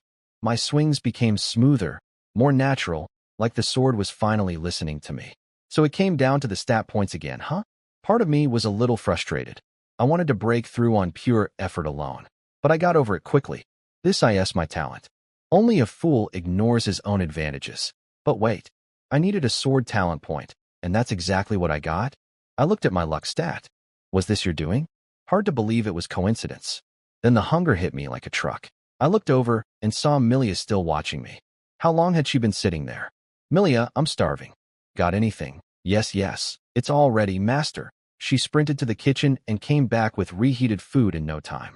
We had insulated dishes, so it was still warm, barely needed any heating. I tore through that meal like a wild animal. Everything tasted 10 times better when you're this hungry. Milia watched me eat with this dreamy little smile. She loved watching me devour her cooking, and I always compliment her food when I'm done, which apparently makes her whole day. Sometimes I think she forgets she's the maid and not the wife. Good stuff as always. I've still got a lot of work tonight, so go get some rest. She nodded obediently and went to bed. Smart girl. She knows she can't take care of me if she's running on empty herself. After a short break, I chugged an energy potion and went right back to training. 3 hours later, my swordsmanship was completely different. Before, it was just basic slashing. Now every swing was massive and explosive, like I was trying to rip the world apart with each stroke. Unstoppable momentum. My status panel updated. Thundershock Sword Style. LV.1 entry level. Achieved. In one night. But I didn't stop. I kept training straight through until dawn. By the time Milia woke up and started making noise in the kitchen, I finally noticed the sun was coming up. An entire night of training without a single break. And I didn't feel tired at all. Just pure adrenaline and excitement. Milia rushed to make breakfast and prepare bath water at the same time. After eating, I soaked in the tub and let my body melt for half an hour. Pure bliss. Then I got out, put on clean clothes, and headed out. Walton probably doesn't care what I look like, but showing up clean and presentable is basic respect. I arrived at the training room and knocked. Same scene as yesterday. Walton standing in the center of the room like he'd been there since the beginning of time. Those purple eyes locked onto me. Still razor sharp. I looked back without flinching. Good. You've made progress overnight. Not bad. Let's spar again. I charged in just like yesterday, except this time my attacks were violent. Each swing carried that new Thundershock energy. Massive, destructive, meant to obliterate everything in its path. Result? Exactly the same as yesterday. 2 fingers stopped right in front of my eyes. I fell on my butt. Some improvement. That sword style you chose, Thundershock, correct? Yes, Master Welton. Good eye? I studied that technique myself back in the day. It's the best sword style available to you at your current stage. Now, demonstrate the full sequence for me. I performed the entire Thundershock form. Big swings, explosive transitions, that crushing momentum I'd been building all night. Walton nodded. Impressive. Reaching entry level in a single day shows genuine ability. But there are still many problems. Please tell me, Master. First, the good news. Your physical foundation is excellent. Very solid. A strong body is the base requirement, and most people fail right there. You clearly take your basic training seriously. I nodded. Even with stat points helping, the sheer volume of training I do every day is way beyond normal. Now the main issue. Your understanding of the sword is shallow. You train to make yourself stronger. That's not wrong.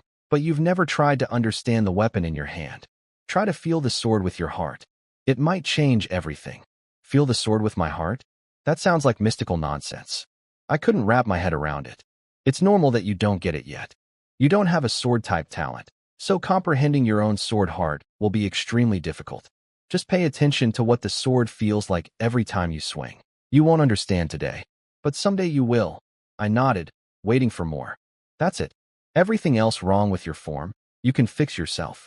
Go practice on your own. Wait. What? That's IT. We're done.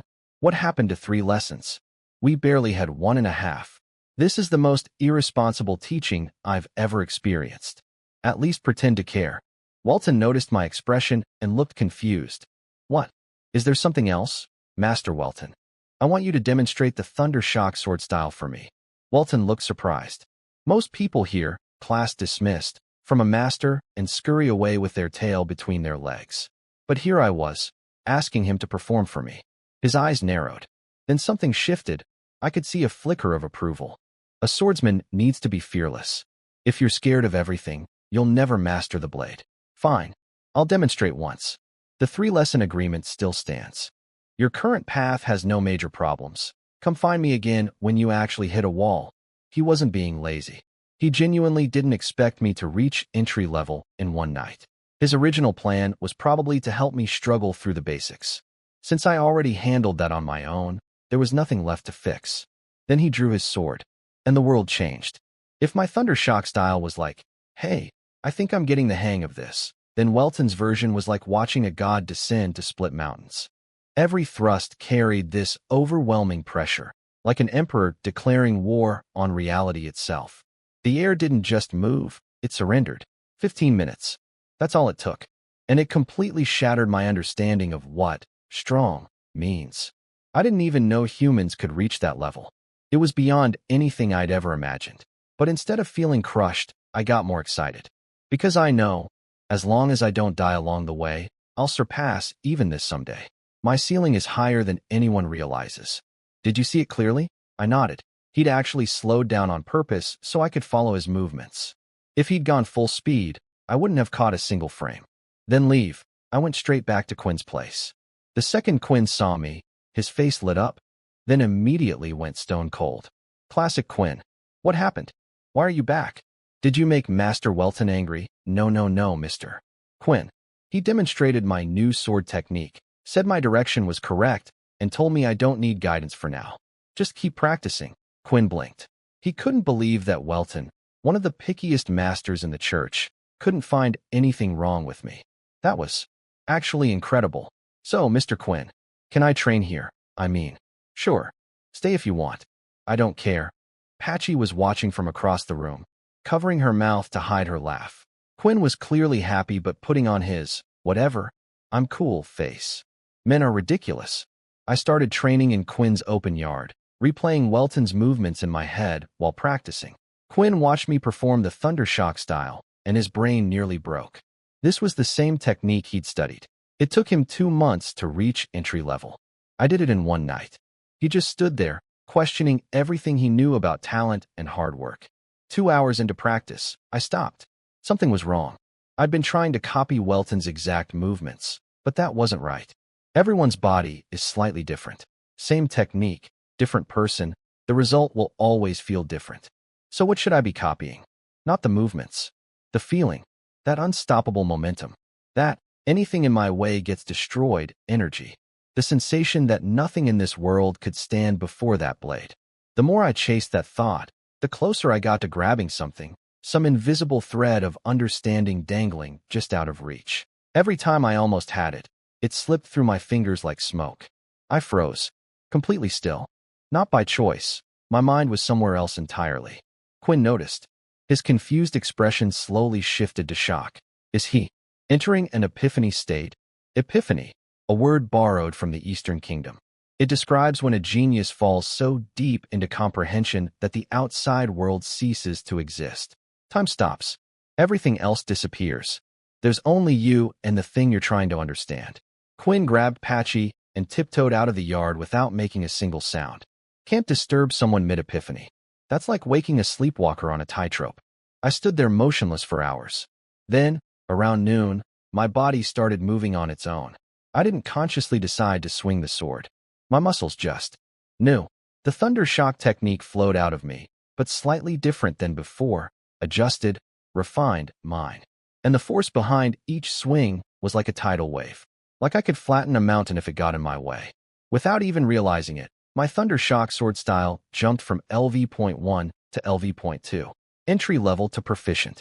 In 2 days, I kept going until the momentum finally faded. Didn't quite reach LV.3, but I was close. Mastery was just a matter of practice now. Quinn must have heard things quiet down because he came rushing back outside. Well, did you comprehend something? Yeah, Mr. Quinn. I think my thunder shock style just hit proficient level. Quinn's mouth opened, then closed, then opened again. His own thunder shock had only recently broken through to perfect level, and he'd been at this for years. I could see him having a full existential crisis behind those eyes. Good job, was all he managed.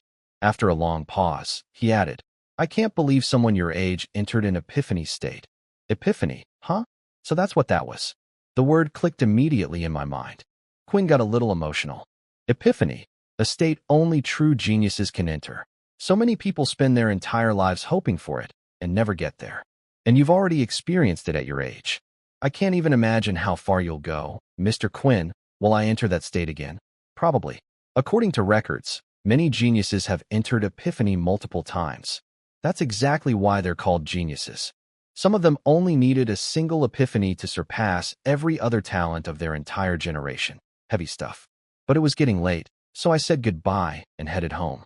Walking down the street, I was still lost in replaying that epiphany feeling in my head. So completely distracted that I didn't notice a tall figure sprinting at me from a side alley.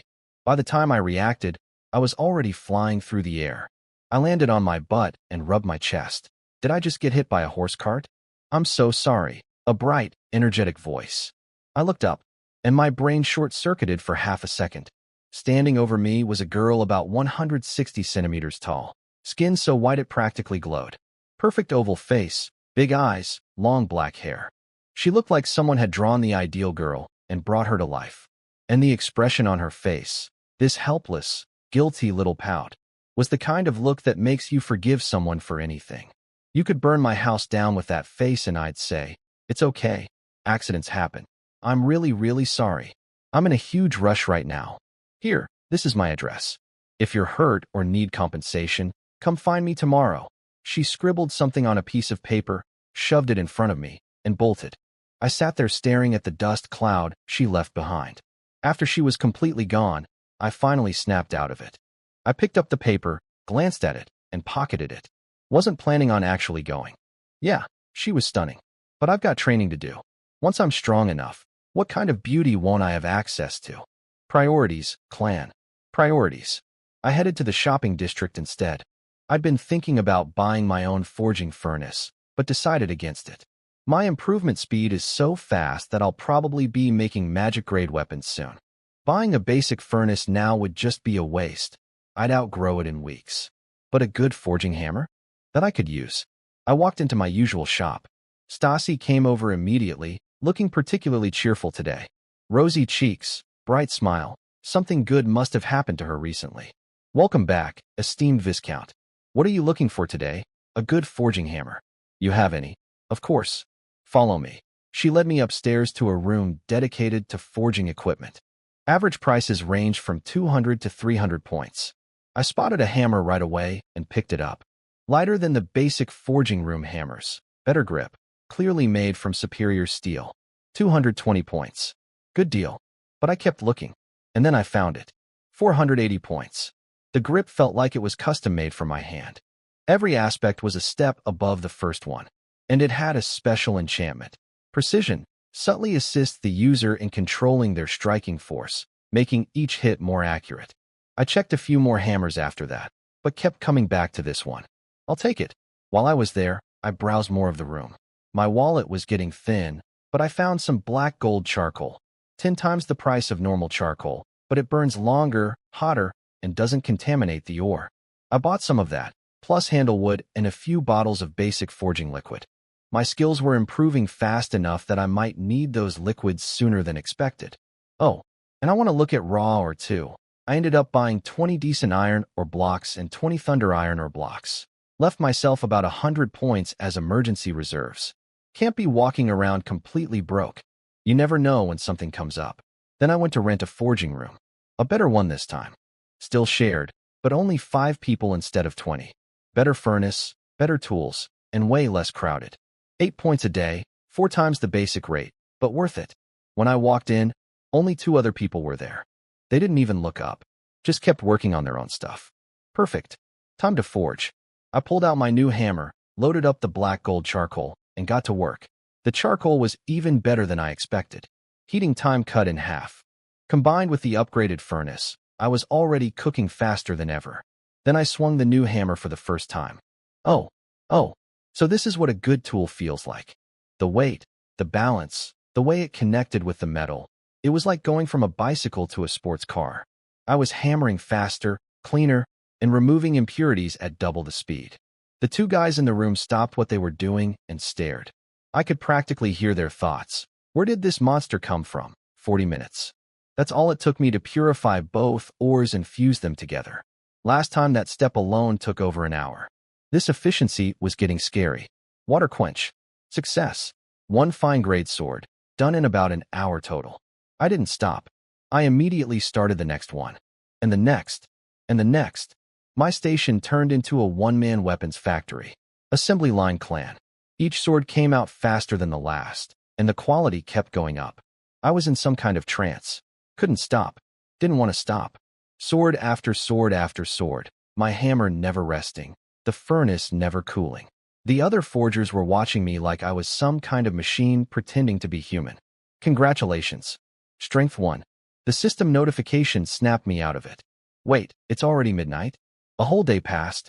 I looked at my workstation. 13 fine-grade swords lined up in a row. The other forgers were staring at me with the kind of reverence usually reserved for religious figures. I packed everything up and headed to the recycling station. Same guy as before. He smiled when he saw me. Sir, haven't seen you in a few days. More weapons to recycle? I nodded and started pulling swords out of my bag. 1, 2, 3, 4. His expression started to shift. 5, 6, 7, 8. His mouth was hanging open. 9, 10, 11. 12. 13. The man looked like his brain had crashed and was trying to reboot. He was probably imagining me standing in front of a furnace with my hammer literally on fire, cranking out swords like a printing press. That's all of them. Start pricing. His tone immediately became more respectful. He examined each sword carefully, and I could see him getting more impressed with each one. The quality improved as the batch went on, and I'd added custom touches to some of them. Serrated edges on a few, blood grooves carved down the center of others. No two were identical. These are all excellent quality, my lord. Average price comes to 87 points per sword. Does that work for you?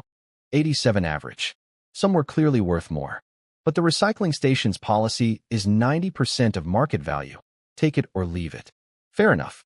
Deal. He transferred 1,131 points to my badge. 1,100 points in one day of forging. I walked out of there feeling like a man who'd just discovered a money printer in his basement. At this rate, I'd be able to buy my own premium forging furnace in no time. Meanwhile, the Pope apparently got a report about my forging output. Oh, the boy has forging talent too. Yeah, buddy. Your little experiment keeps getting more interesting, doesn't he? Next morning, on my way to Quinn's place, I stopped dead in my tracks. It was her again, the girl who'd crashed into me yesterday. She spotted me, froze for a second, and then broke into this gorgeous smile that caused at least 3 guys walking nearby to slam face first into a wall. I got hit with the same effect.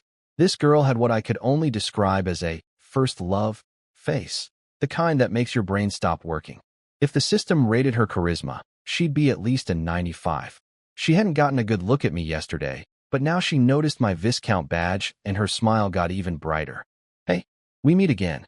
Are you okay from yesterday? Yeah, I'm fine. Oh good. Haha.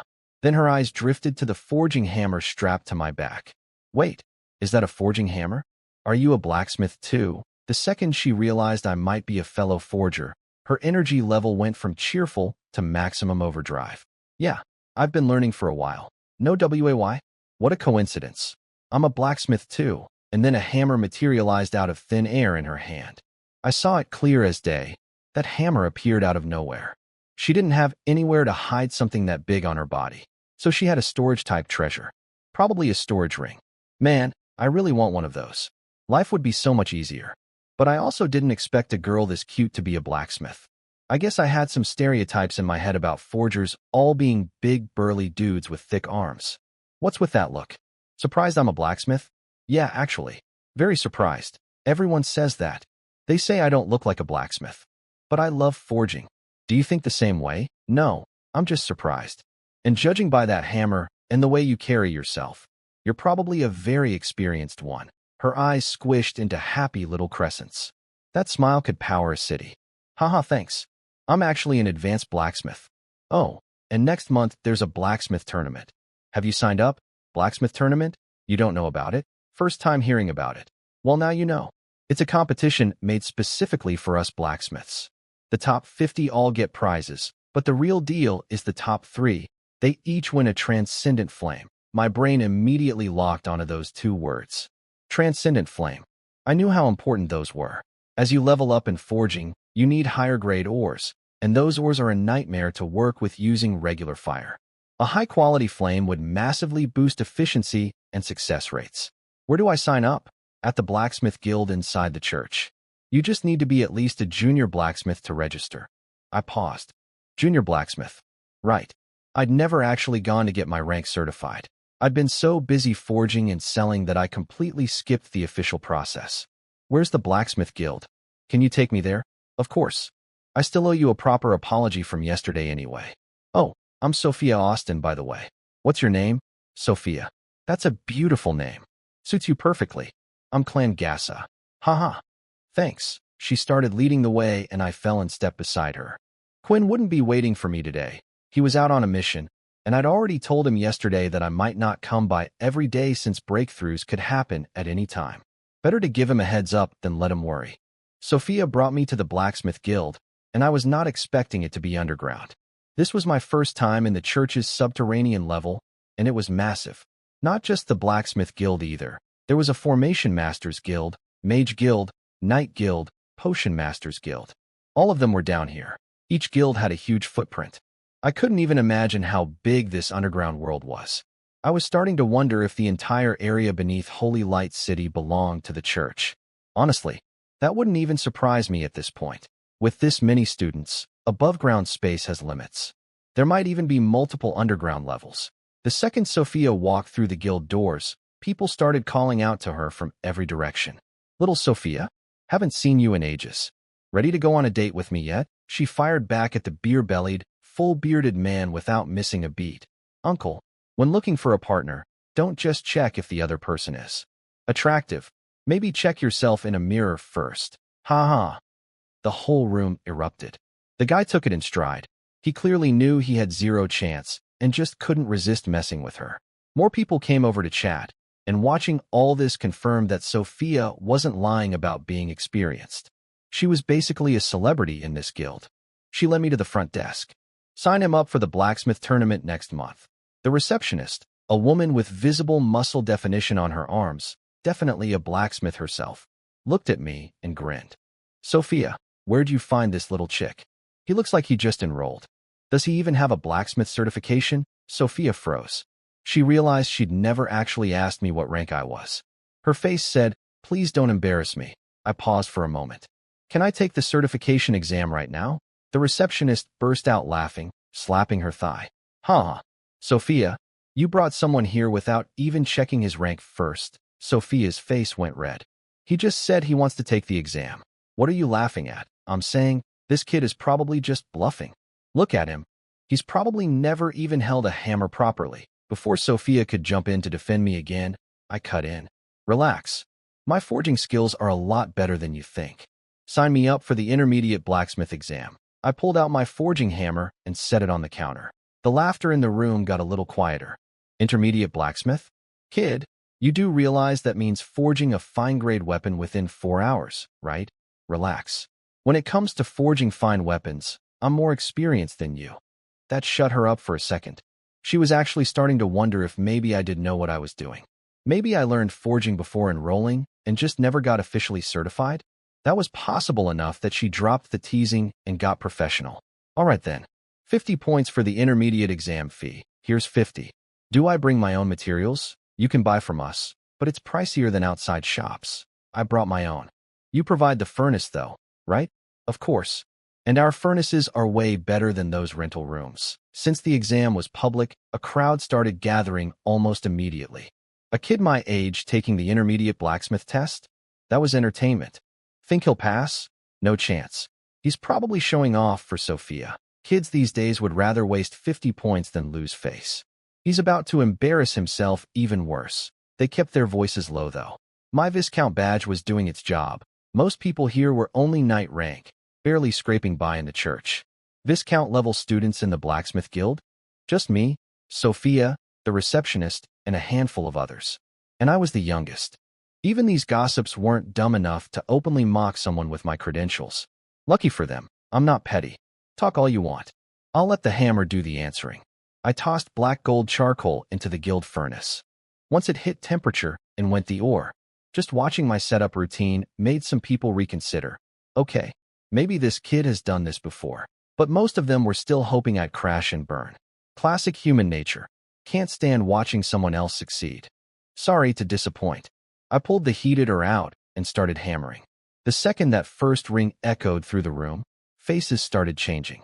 That sound, you can't fake it. Perfect force control. Every hit landed exactly where it needed to, exactly as hard as it needed to. The rhythm was so clean and consistent it sounded less like forging and more like a musical performance, just with a slightly unconventional instrument. Then I did something that really made jaws drop. I finished purifying the first or before it even cooled down. One heating cycle. That was it. Done. With quality, or there's less impurities to begin with. Combined with my rapidly improving skills, I hammered out every last bit of garbage while the metal was still glowing from the first heat. When I moved straight to the second or without reheating the first one, the whole crowd went silent. Wait, he's done already. That speed isn't intermediate level. That's advanced. A large, muscular man in his 30s had appeared at the edge of the crowd at some point. Nobody noticed him at first because all eyes were on me. But as I finished the second or, people started spotting him. "Vice President, sir, the vice president of the blacksmith guild. He just nodded and gestured for everyone to keep watching. I moved to the fusion step. The room was dead quiet. Even though the exam wasn't technically over, everyone could already see the ending. Me, holding a top-quality fine weapon, having barely broken a sweat. The guild furnace was excellent. Way better than anything I'd rented before. No wonder everything was going so smoothly today. The two purified ores fused perfectly under the heat. I pulled the combined metal out, cracked off the iron canister shell, and started shaping. But then I did something unexpected. Instead of hammering out the blade shape directly, I flattened the metal, folded it over, compressed it, flattened it again. Over and over. This was refining. A technique I'd been wanting to try. Each fold makes the two metals bond more completely, increases the final weapon's strength, improves the edge, and even creates beautiful patterns on the blade. Of course, more steps means more chances to fail. That's why most people taking certification exams keep things simple. Just do the basics, pass safely, go home. But these people just spent the last 10 minutes doubting me. So simple wasn't going to cut it. They said I couldn't do it? Fine. I'll show them something they've never seen a test taker do before. Second refinement fold. The crowd started muttering. This kid is showing off during an exam. Third fold. The muttering got quieter. Most of these blacksmiths, people who'd been forging for years, could only do 3 folds themselves. And they weren't even sure they could do it this fast. Fourth fold. What is he doing? Is he insane? It's just a certification exam. Why is he going this hard? By now, people had noticed the vice president standing at the edge of the crowd, and a respectful gap had formed around him. The big man's eyes were locked onto me like I was the most fascinating thing he'd seen in years. He leaned over to his assistant. When the guild president took his intermediate exam, how many refinements did he do? 5. Vice president, sir. 5. So if this boy does one more, he'll have tied the president's record. Yes, sir. The whole room knew the math. Each fold makes the metal denser and harder, which means each fold needs more force and more precision. At my age, with my body, did I even have the raw strength to keep going? After the 4th fold, the metal had cooled. I tossed it back in the furnace. The question hanging in everyone's mind, will he go for 5? Nobody was mocking me anymore. That phase was over. The reality of what they were watching had sunk in. This wasn't a kid showing off. This was the real deal. The heating took longer this time. Denser metal means more time to reach working temperature. Nobody rushed me. I waited patiently, face completely calm. No celebrating 4 folds. No swagger. Just waiting. 15 minutes later, the temperature was right. I pulled it out. 5th refinement. My hammer moved faster now, but without a single mistake. The rhythm was flawless. People held their breath. They realized they might be witnessing history. The guild president's record being matched by a first-year student at a certification exam. Some of them were already imagining bragging about this moment to their grandchildren. The metal resisted. It was brutally hard to work after 4 refinements. But I hammered through it with terrifying efficiency. 5 folds. Done. Tied with the legendary guild president. The crowd barely had time to process that before they saw something that made their blood freeze. I was folding again. 6. I was going for 6. Is that even possible? He only has 4 hours. Someone checked the clock and realized. Only 2 hours had passed. There was still time. There was actually still time. The atmosphere shifted completely. Everyone was suppressing some explosive emotion, holding it in, waiting for the outcome. If I succeeded, it would erupt. Even the vice president was staring without blinking. I grabbed the metal and started bending. Every vein in my arms popped out like cables. My face turned red from the sheer effort. This thing was dense, like trying to fold a steel beam with your bare hands. People's jaws were on the floor. This was a kid who'd been at the academy for barely a month, bending metal that seasoned masters couldn't bend. The word, young, didn't feel appropriate anymore. 10 full minutes of straining, veins bulging, muscles screaming, and the metal bent. I folded it, then hammered it flat with a fluid motion that looked like I'd done it 1,000 times before. 6th refinement. Complete. The metal cooled. I set down my hammer. Dead silence. Absolute dead silence. Even the most bitter, most critical person in that room couldn't say a single word. What they just watched wasn't normal. It wasn't even exceptional. It was something they'd never seen before and might never see again. Sophia looked like her soul had left her body. She'd brought me here thinking I was a promising beginner. Instead, she'd just watched me shatter the guild president's all-time record. I could practically see the future version of her bragging to her friends. You know Master Klangassa? Yeah, I'm the one who brought him to the blacksmith guild. You're welcome. I didn't waste time celebrating. The metal went back into the furnace. Still got a sword to finish. The heating took forever this time, longer than all the previous heats combined. But I wasn't worried. The crowd was buzzing with excitement while I just stood there looking like I was waiting for toast to pop. Nobody in this room knew this was my first time ever doing refinement folds. And honestly, let's keep it that way. My stats were carrying me hard right now. High forging talent for technique. Insane strength for the physical demands. Strong spirit attribute to keep my focus sharp after hours of hammering. Turns out forging is heavily tied to mental endurance too. Every great forge master has a powerful spirit stat. Good thing mine was solid. 45 minutes of heating. Thank God for black gold charcoal, because normal fuel would have taken even longer. But I didn't pull it out yet. I kept heating. 1 hour total. Why? Because I knew with absolute certainty, this next step had to succeed on the first try. There was no time for do-overs. The vice president watched me wait with this satisfied expression. He could tell I wasn't rushing. A steady hand at the critical moment. That's how he knew I was going to nail it. I pulled the blank out. Started shaping. The extra heating time paid off. The metal was more workable than I expected. I finished the blade shape before the temperature dropped, and everything after that flowed like water. Then came the quench. I took a deep breath. Normal water wasn't going to cut it this time. This weapon was far beyond standard fine-grade quality. A basic water quench would probably fail and destroy everything I'd just built. I pulled out a bottle of forging liquid. Cheap stuff. Only about 10 points, and poured it into the water. The whole basin turned blue. The blade went in. The second metal touched liquid. Blue electricity crackled across the surface. Steam hissed and erupted. The sword in my hand exploded with a flash of lightning that made everyone in the room flinch. 6 refinements. Forging complete. 1 heartbeat of absolute silence. Then the room detonated. Screaming. Cheering. People losing their minds. It sounded like a concert hall, not a blacksmith guild. Some guys got so excited they tried to rush me for a hug, but the vice president threw up a barrier to keep them back. I looked over at the receptionist who'd been laughing at me 20 minutes ago. So, did I pass? She opened her mouth to say yes, then glanced nervously at the vice president. Right. Gotta follow protocol when the boss is watching. There's one more step, a strength test. We need to verify the weapon's quality. May I? I handed her the sword. The moment she gripped it, her eyes went wide. The handle fit her palm like it was custom-made. The blade was 1.3 meters long, lightweight, blue-white in color with faint lightning patterns running along the surface. It looked like a weapon from a fairy tale.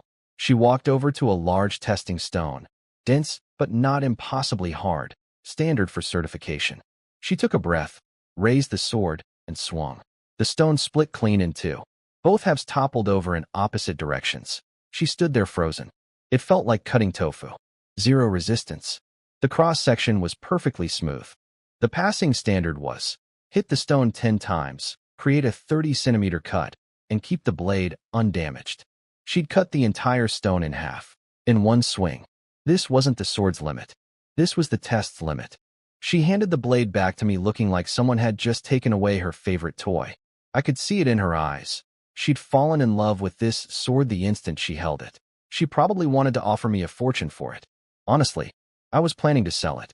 But with everyone being this emotional and celebratory, pulling out a price tag right now felt like proposing a business deal at a wedding. Bad timing. You were amazing, she said. I kind of idolize you now. Then the vice president walked over. Young man, would you come with me? I looked at his chest. A marquee badge. That's 2 ranks above Viscount. Who exactly was this guy? Of course, it would be my honor. He led me through the guild to a private room. The sign on the door read, Vice President's Office. A simple certification exam dragged out the second-in-command of the entire blacksmith guild. Not bad for a Tuesday. He dropped into his chair and grinned. Sit wherever you want. Make yourself at home. I sat down across from him immediately. He raised an eyebrow. No hesitation, no nervousness. Good. How old are you? 16, Mr. Vice President. The vice president's eyebrow twitched when I confirmed my age. 16. Same age bracket as the guild president when he took his certification exam. And that guy came from a blacksmith family, trained since birth. Me? I've been forging for like a week? Kid, you're even more impressive than I imagined. For a talent like yours, I want to give you a reward. Pick one of these 3 items. Consider it a welcome gift. Once this gets reported to the guild president, there will be even more rewards coming. He pulled out 3 items, and my eyeballs nearly fell out of my skull. A forging furnace, a forging hammer, and a special bottle containing a living, pulsing flame. Even at a glance, I could tell none of these were ordinary items. Let me introduce them. This furnace is called the Star-Plucking Furnace, glorious grade equipment. It can withstand extreme temperatures and harness the power of starlight to help you smelt, or massively boosting efficiency and success rates. Starlight-powered furnace. Okay, this hammer is the Sky Shaker Hammer, also glorious grade. Top-tier feel, plus 3 different premium enchantment effects for forging. A triple enchanted, glorious hammer. Sure, and this flame, you've probably guessed, is a transcendent flame. Though I should mention, it ranks near the bottom among transcendent flames. 3 absolutely insane items. Pick one. This was clearly a test. The vice president wanted to see what kind of person I was. Greedy? Short-sighted? Strategic? My eyes lingered on the transcendent flame for a moment. The vice president's lips curled slightly, watching me. But something in my gut told me, if you pick this flame, you'll regret it. It's ranked at the bottom. Its element doesn't even match mine. And the blacksmith tournament next month awards transcendent flames to the top 3. I could just win one there. So between the furnace and the hammer, not even close. I could feel it. The star-plucking furnace was calling to me. I'll take the furnace. The vice president's eyes lit up with genuine approval. That was the right answer. During normal hours, the star-plucking furnace operates at glorious grade. But on a clear, star-filled night, its performance skyrockets to legendary grade levels. Sometimes even better than lower-quality legendary equipment. I just picked the sleeper OP option without even knowing the full specs. My instincts are scary sometimes. Smart choice, clan. He handed me the furnace.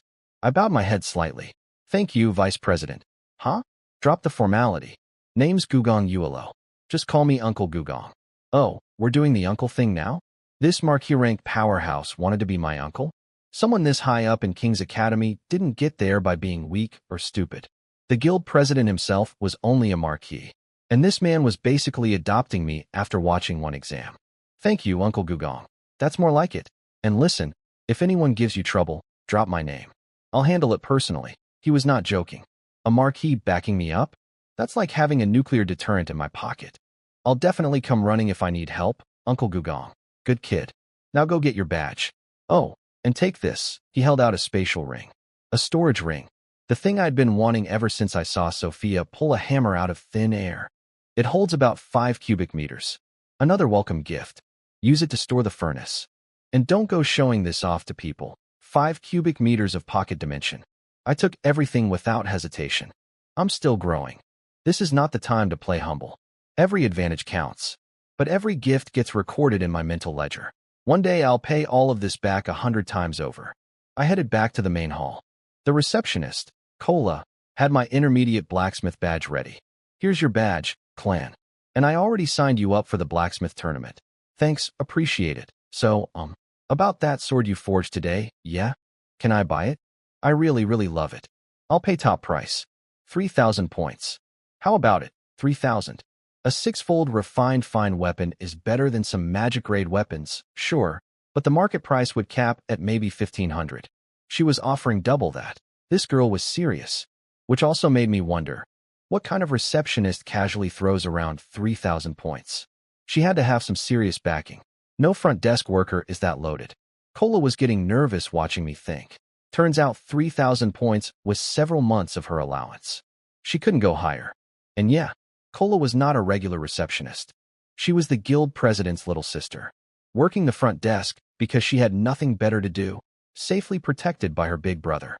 Classic rich kid coasting through King's Academy until her minimum 10 years were up so she could leave. Deal. I'll sell it. Really? Thank you. I'm Kola.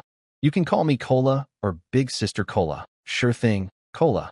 She noticed I didn't add the Big Sister part. But geniuses don't call people Big Sister that easily, so she let it slide.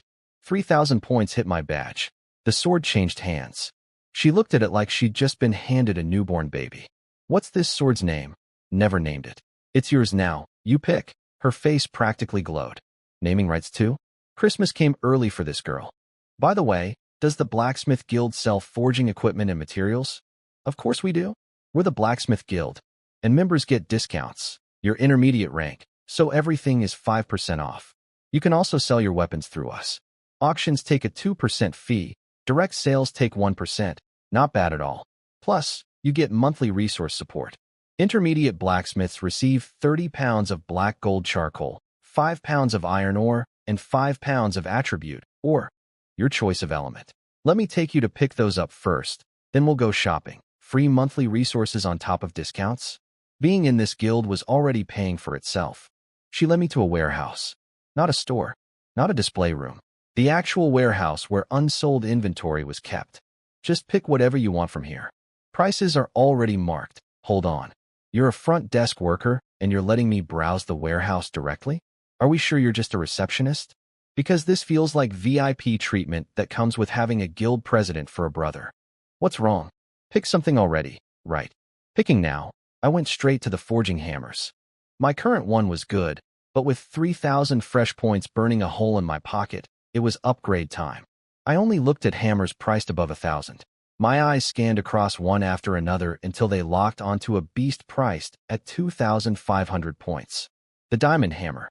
2 enchantments. First, power. Strikes hit with double your actual force. Absolutely critical for working high-grade ores. Second, precision. The same effect as my current hammer. Apparently, precision is the bread-and-butter enchantment for forging hammers. I picked it up. Heavy. Way heavier than my old one. But the moment I gripped it, energy surged through my whole body.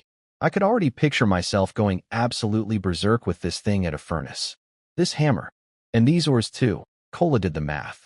With your 5% discount, that comes to 2,890 points. I'll round it down to 2,800. She just casually dropped 90 points off the price. Girl, if you keep rounding like that, I'm never shopping anywhere else. After paying, I headed for the exit. Sophia was still waiting by the door. If she hadn't bumped into me yesterday, I wouldn't have found this guild this early. I owed her one. Thanks for today, Sophia. Don't thank me. You earned everything in there yourself. Heading home. Not going to try out your new reward? Tomorrow. I've still got training to do today. Wait. How do you know I got a reward? You performed like that, and the vice president personally escorted you to his office. Obviously he gave you something. Uncle Gugong is generous like that. Fair point. Well, I'm heading back. Wait. Can I walk you home? I want to know where you live so I can find you later. Sure. We just met today, but my impression of Sophia was positive so far. Still, I couldn't shake the feeling that there was more to her than a random coincidence. Our first meeting was straight out of a romance manga. Pretty girl literally crashes into the protagonist on the street. She had the face of a dream girlfriend. Everything was a little too perfect. I was more willing to bet she had some kind of agenda. People don't just stumble into your life this conveniently. What I couldn't see was Sophia's inner thoughts. She was thrilled I agreed. Apparently I was her mission target. Someone important had personally assigned her to get close to me. She needed to complete this task properly. Interesting. Very interesting. We arrived at my front door. I knocked. Milia opened up instantly. Master, you're back. Then her eyes drifted to Sophia standing next to me. Her expression froze. Milia's first reaction to Sophia was pure shock at how beautiful she was. Then I could see something more complicated cross her face, like she was trying to figure out if this gorgeous girl and I were together. This is where I live. Okay, well, I'll head back then. Sophia turned and walked away, but her steps were painfully slow. She was clearly waiting for me to call her back. I didn't. I had training to do. I hadn't done my basic exercises yet today, and the clock was ticking. Training is like rowing against the current. The moment you stop, you drift backward. I heard Sophia's footsteps stop. Then I closed the door. I didn't even look back. I stripped off my shirt, grabbed my practice iron sword, and got to work immediately. Somewhere outside, Sophia was probably staring at my closed door thinking, "Are you serious right now?" She'd basically handed me every possible hint, and I just shut the door in her face. She probably thought I was playing hard to get. Nope. I was literally just training. Milia watched me practice with a complicated expression. I could tell something was bothering her, but she didn't say anything. Honestly, even if I married 10 wives in the future, I think Milia would be fine with it, as long as she could stay by my side. Her biggest fear wasn't competition. It was being left behind. These past weeks had been the happiest time of her life since coming to King's Academy. She didn't want it to end. Congratulations. Lightning Attribute Talent 1. My eyes lit up. That brought my lightning talent to 8. My luck was on fire lately. Another lightning point meant the thunder attraction technique would level up even faster now. Milia, I'm hungry. Right away, master. She heated up the food she'd already prepared. I ate, bathed, and crashed for the night. Standard routine. Next morning, basic training as always.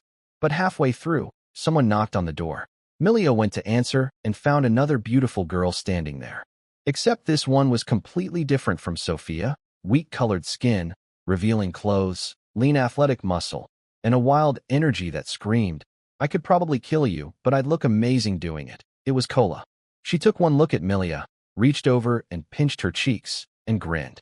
You're the one taking care of Clan? So cute. Let me squish. Is Clan home? Tell him Cola's here. Yes, Miss Cola. Milia wasn't even mad. She actually thought Cola was nice, the kind of person who treats everyone the same regardless of status. She came over to me nervously. I put down my training sword and wiped the sweat off my face. What is it? A Miss Cola is here to see you, master. I threw on a shirt and went to the door. Cola was standing outside, and despite her loud, easygoing personality, she'd stayed politely at the entrance without coming in. Surprisingly well-mannered. She looked at my sweat-soaked hair. Already forging this early. No, I was training. Huh? Did I interrupt? It's fine. What's up?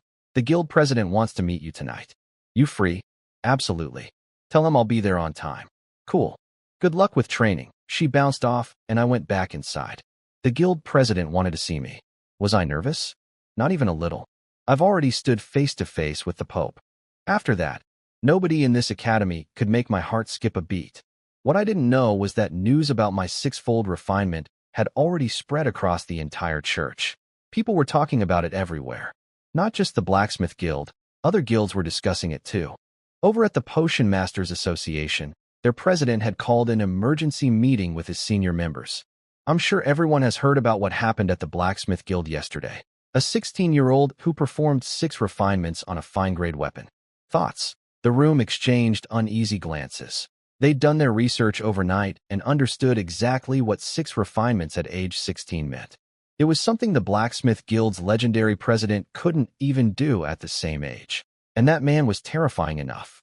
In just 10 years, he'd taken the Blacksmith Guild from a nobody organization to a serious rival to the Potion Masters Association.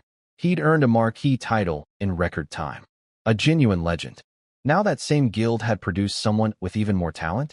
The Potion Masters Association had held the title of #1 guild for years. But now they could feel the ground shaking beneath their feet. If this kept up, the Blacksmith Guild wouldn't just be catching up, it would blow right past them. Meanwhile, over at the Potion Masters Association, my little forging exam was apparently causing a full-blown crisis. Their president had gathered all the senior members for an emergency meeting. The problem? The Blacksmith Guild was growing too fast, and now they had a 16-year-old genius who outperformed even the Blacksmith Guild president at the same age. The Potion Masters had been sitting comfortably at the #1 guild spot for years, and now they could feel the throne wobbling. Their vice president, clearly the only person in the room with a functioning brain, stood up and said, "We need to lower the requirements for becoming a potion master. Make it more accessible. Attract more young talent. That's how we survive." The room exploded with outrage. Lower standards? If we flood the market with mediocre potion masters, our prestige is finished. There'll be poisoners everywhere. Counterfeit drugs. Chaos. The vice president is too young and naive to understand. One by one, every single person shot the idea down. But the vice president could see what they couldn't. The potion industry was already declining. Young people were choosing other careers because the barrier to entry was ridiculously high. How many geniuses had they lost because of that? He looked around the room. Nothing but hostile stares. These people only cared about protecting their own positions. They couldn't see past their own wallets to the bigger picture. The vice president made a quiet decision. Maybe it was time to leave this guild and forge his own path. The president watched all of this in silence. Deep down, he suspected the vice president might be right. But he wasn't ready to admit things were that bad yet. For now, maintaining the status quo would have to do. My forging exam wasn't just shaking up the potion masters either. Every guild that was already weaker than the blacksmith guild felt the pressure increase. The blacksmiths were pulling further ahead, and everyone else was falling further behind. Not that I knew any of this, and even if I did, wouldn't change anything. I'm not delusional enough to think one 16-year-old can reshape entire industries. I'm talented, sure, but talent isn't mastery. Not yet. After morning training, I headed to the blacksmith guild for the afternoon. Yeah, the meeting with the president wasn't until evening, but I had nothing else to do and I was planning to forge anyway. Cola saw me walk in and blinked. Wasn't the meeting tonight? Why are you here already? I was going to forge this afternoon anyway. By the time I'm done, it should be about time to meet the president. Oh, sure? Let me set you up with a nice forging room. Free of charge. Can't argue with free. She led me to her personal forging room. Nice space. Good equipment. Mind if I watch? I shrugged. I didn't have any secret techniques to hide. Everything I'd accomplished so far was pure talent and brute force. Nothing worth keeping secret. I pulled the star-plucking furnace out of my storage ring and set it up. Tossed in some black gold charcoal. Honestly, the charcoal that used to feel like premium fuel now seemed almost embarrassing next to this furnace. The star-plucking furnace had probably never eaten anything this low-grade in its entire existence. Cola's eyes went wide when she recognized the furnace. She knew exactly whose it used to be. The vice president had given me something this valuable? I walked over and opened the window. Even during daytime, starlight energy exists, it's just faint. The moment sunlight touched the furnace's surface, a soft blue glow appeared across its body. Then I tossed in the ore. Cola froze. What I'd just thrown in was a thunder roar stone. 80 points per piece. This was the kind of ore used to craft magic-grade weapons. She sucked in a breath. You're going for magic grade? I didn't answer. Just watched the furnace heat up. With the star-plucking furnace boosting my success rate and the diamond hammer doubling my striking force. Yeah, it was time to level up. I stared at the star-plucking furnace and tossed in some high-quality earth powder to stabilize the thunder roar stone. Under the furnace's heat, the ore reached forging temperature in just 5 minutes. With basic black gold charcoal as fuel, this furnace was absolutely ridiculous. I waited a few more seconds until the ore hit its optimal temperature, then pulled it out and started hammering. The diamond hammer hit different. Literally. The first swing came out way too strong. The doubled force caught me off guard. But it was still within manageable range. I started adjusting on the fly. By the 6th swing, I'd found the perfect rhythm. After that, it was smooth sailing. Cola was watching from the side, quietly impressed. Yeah, adapting to a new hammer mid-forge in 6 swings isn't normal. I know. 1 ore processed. Then I pulled out 3 more regular ores and processed those 2. For total. Because magic-grade weapons need at least 4 ores, 1 high-quality attribute or plus 3 supporting ones, and at minimum 2 refinement folds after fusion. The fusion step went shockingly fast. The star-plucking furnace was boosting everything. Speed, heat distribution, quality. I'd known it was good, but this good? At this rate, I could probably finish 2 magic-grade weapons this afternoon. First refinement fold. The diamond hammer rang out with that clean, rhythmic sound as the 4 ores started merging together at a speed that surprised even me and Cola. The hammer's power enchantment was doing serious work on top of my own strength. But I wasn't satisfied with the pace. So I activated lightning body. Faint electricity crackled across my skin. All my stats surged. Thanks to my recent lightning talent increase, my control over lightning body had improved. Better magic distribution, bigger stat boost, longer duration. Every single point added to my lightning talent was basically an epic level upgrade to my entire combat and crafting ability. Cola's expression turned serious. She was starting to realize my technique wasn't far behind hers anymore. First fold done faster than expected. I tossed the blank back into the furnace. Even though it hadn't fully cooled yet, I didn't want to keep working it at a lower temperature. When making higher-grade weapons, each refinement fold should ideally be completed in 1 continuous go, letting the metal cool mid-fold affects the final product. A small detail I'd picked up from the forging instructors. Cola nodded approvingly when she saw this. And somewhere nearby, hidden so well that neither of us noticed. The guild president was also watching and nodding. The reheat only took a minute longer than the first time. This furnace was absolutely broken for its tier. A glorious grade furnace heating small ores like these was like using a cannon to swat a fly. I pulled the blank out and started the second fold. The difficulty had jumped hard. The hardness was already close to what I'd experienced at 5 folds yesterday, with just 2 ores. 4 ores fused together made for an incredibly dense blank. But my equipment had upgraded too, and I had lightning body running. No hesitation. I hammered through it in half the time it took me yesterday. The second fold was done. I looked at the blank, hesitated for exactly 1 second. Then I went for a third fold. I knew the risk. This was going to be way harder than anything I'd done before, harder than 6 folds on a fine weapon. There was a real chance of failure. But so what?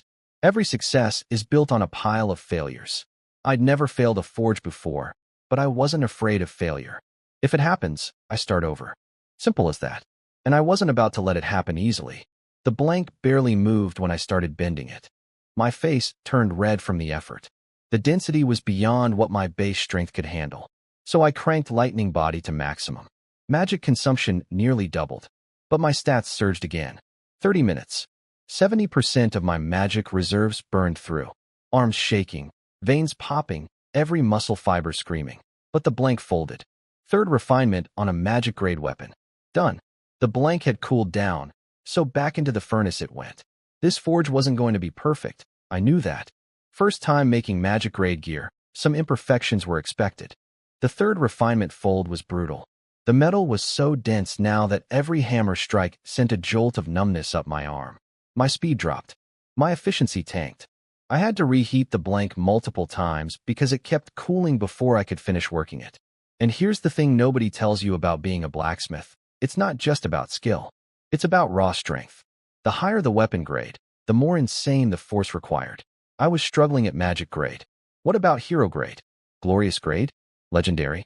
Those weapons couldn't even be forged by human strength alone. You'd need every auxiliary tool in existence just to keep up. So what do you do when your strength isn't enough? You grind. You heat it up, hammer a little, heat it again, hammer a little more. Over and over and over. No shortcuts. No tricks. Just pure, painful, time-consuming grinding. Welcome to the Forge, clan. Doesn't matter if you're a genius or a grandmaster. When the metal is harder than your muscles, you shut up and grind. I could see Kola and someone else in the corner both wearing matching evil grins. They knew this feeling. Every blacksmith does.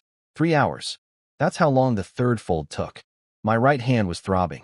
Then I had to shape the blade, which was another endless marathon of heating and hammering, millimeter by millimeter. I glanced outside. The sun was going down. The meeting with the guild president was supposed to be tonight. Was I going to have to stop mid-forge? That thought made my stomach drop. But then I noticed a young man standing in the corner of the room. I had no idea when he'd gotten there. Completely invisible until I looked directly at him. And he felt dangerous. This was not a normal person. Was this the guild president? Why did you stop forging? He asked casually. Kola spun around and nearly jumped out of her skin. Bro, when did you get here? You scared me half to death. Been here a while. Saw someone using your forging room and thought it was you. Turns out it's a young man. You must be clan. Keep forging, I'll watch. Maybe I can give you some pointers. The guild president himself was offering to watch me forge and give advice. Energy surged back into my exhausted arms. I turned back to the anvil and kept going. He watched in silence, and I could feel his eyes analyzing every single movement. As a master-level forge smith, he could obviously tell I was new to this. But he could also see something else, an instinct for forging that went beyond experience. Like I could feel the metal's nature without being taught. 1 more hour of grinding. My right hand was shaking uncontrollably now. But the blade was almost done. This was the worst possible moment to get careless. So I gritted my teeth through the pain and kept my strikes precise. The president noticed my condition. But instead of concern, I saw respect in his eyes. 16 years old. First time forging magic grade, pushing through physical limits without complaining. He couldn't understand how someone my age had this kind of grit. Then he figured it out, because I was 16. An older, more experienced forger would have stopped after the second fold and played it safe. Youth and recklessness had their advantages. Finally, quenching time. I pulled out the high-quality forging liquid I'd bought from the warehouse yesterday and poured it into the water basin. The liquid spread out in expanding rings, turning the entire pool a deep blue-purple. Electric arcs flickered beneath the surface. I held the blade over the water. Before it even touched, the surface started trembling from the heat alone. I lowered it in. White steam erupted. I watched the blade like a hawk, every nerve focused on what I was feeling through the tongs. Then, a spike of instinct. Something was wrong. I yanked the blade out immediately. If I'd left it in one more second, the blade would have cracked. I waited a few moments for the thermal shock to stabilize, then carefully lowered it back in. From his corner, the guild president's eyebrows went up. He knew exactly what had just happened. If I hadn't pulled the blade out at that exact moment, the entire forge would have been ruined. That kind of instinct, sensing the metal's breaking point through feel alone, was something most blacksmiths never developed in their entire careers. And I'd done it on my first magic grade attempt. A purple glow rippled across the entire blade. It was done. My first magic grade weapon. 3 refinements. Successfully forged. I attached the handle and picked it up. The feel was incredible. The moment my hand wrapped around the grip, the lightning magic in my body surged to life on its own. The amplification wasn't quite as strong as my current Flash Thunder sword, about 10% less. But the handling? Absolutely destroyed the Flash Thunder sword. No comparison. My hands for crafting sword grips were apparently blessed by some forge god. I decided right there, from now on, I'm only using weapons I forge myself. Unless I stumble across some legendary super weapon, everything else can take a seat. I'd swap to this new sword as my main and keep the Flash Thunder sword as a backup for when things got really nasty. I walked over to a wooden testing post covered in old slash marks. This is for testing swords, right? Cola nodded eagerly. Yep, go for it. I swung. The blade bit halfway through the post. Didn't cut all the way through, but the slash went way deeper than every other mark on that post. Cola looked like her soul was leaving her body. Those marks were all hers. And my casual first swing just made every single one of them look like scratches from a kitten. The president clapped gently. He could tell the sword's actual sharpness and durability were slightly below Cola's magic-grade weapons. The deep cut was mostly because of my ridiculous strength.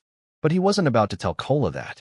She'd been slacking off lately, and a little humiliation was the perfect wake-up call. Then he turned to me and got serious. Clan, your forging talent is real. You're a natural-born blacksmith. But your strengths and weaknesses are equally obvious. Here it comes. The real feedback. There are no major problems with your technique. What's holding you back is what holds back every beginner. Lack of experience, insufficient strength, and poor control over the small details. You should learn a body tempering technique to fix the strength issue. I can also teach you a forging hammer technique, the Star Forging Hammer method. Then he got into material selection. This was the gold. Your material choices were reasonable, but not optimal. You used Thunder Roar Stone as the main ore with 2 Earth Attribute ores and 1 regular iron ore. That's not wrong, but there's a better path. Since you already use Earth Powder for stabilization, you only needed 1 Earth ore. The extra Earth ore suppressed your sword's lightning amplification. That's why the weapon feels sharp, but doesn't boost your element much. That explained everything. The extra Earth materials plus all the reheating had dampened the lightning properties. Instead of that second Earth ore, you could use a gentle water attribute ore. It would make the forging process smoother and produce a lighter final product. Every single word this man said hit a bullseye. Masterclass advice. Efficient, practical, zero fluff. I'll remember all of that, President. By the way, you wanted to see me tonight. Was there something specific? Yes. I discussed things with Gugon yesterday. We've decided to give you monthly resource support. He handed me a list. I read it, and my eyes nearly popped out. Black gold charcoal, 1,000 pounds. Attribute, or 100 pounds. High-quality iron, or 300 pounds. Advanced forging liquid, 5 bottles. Standard forging liquid, 50 bottles. 1,000 pounds of charcoal, 300 pounds of iron ore. Do they think I'm a machine? Actually, considering my forging speed, a month of going all out might actually burn through all of this. Maybe. Since your rank isn't very high yet, this will be your standard support until you become a full forge master. I'm very satisfied, President. Good. I've got nothing else tonight, so keep forging. I'll give you pointers as you go. And here, He pulled out a book.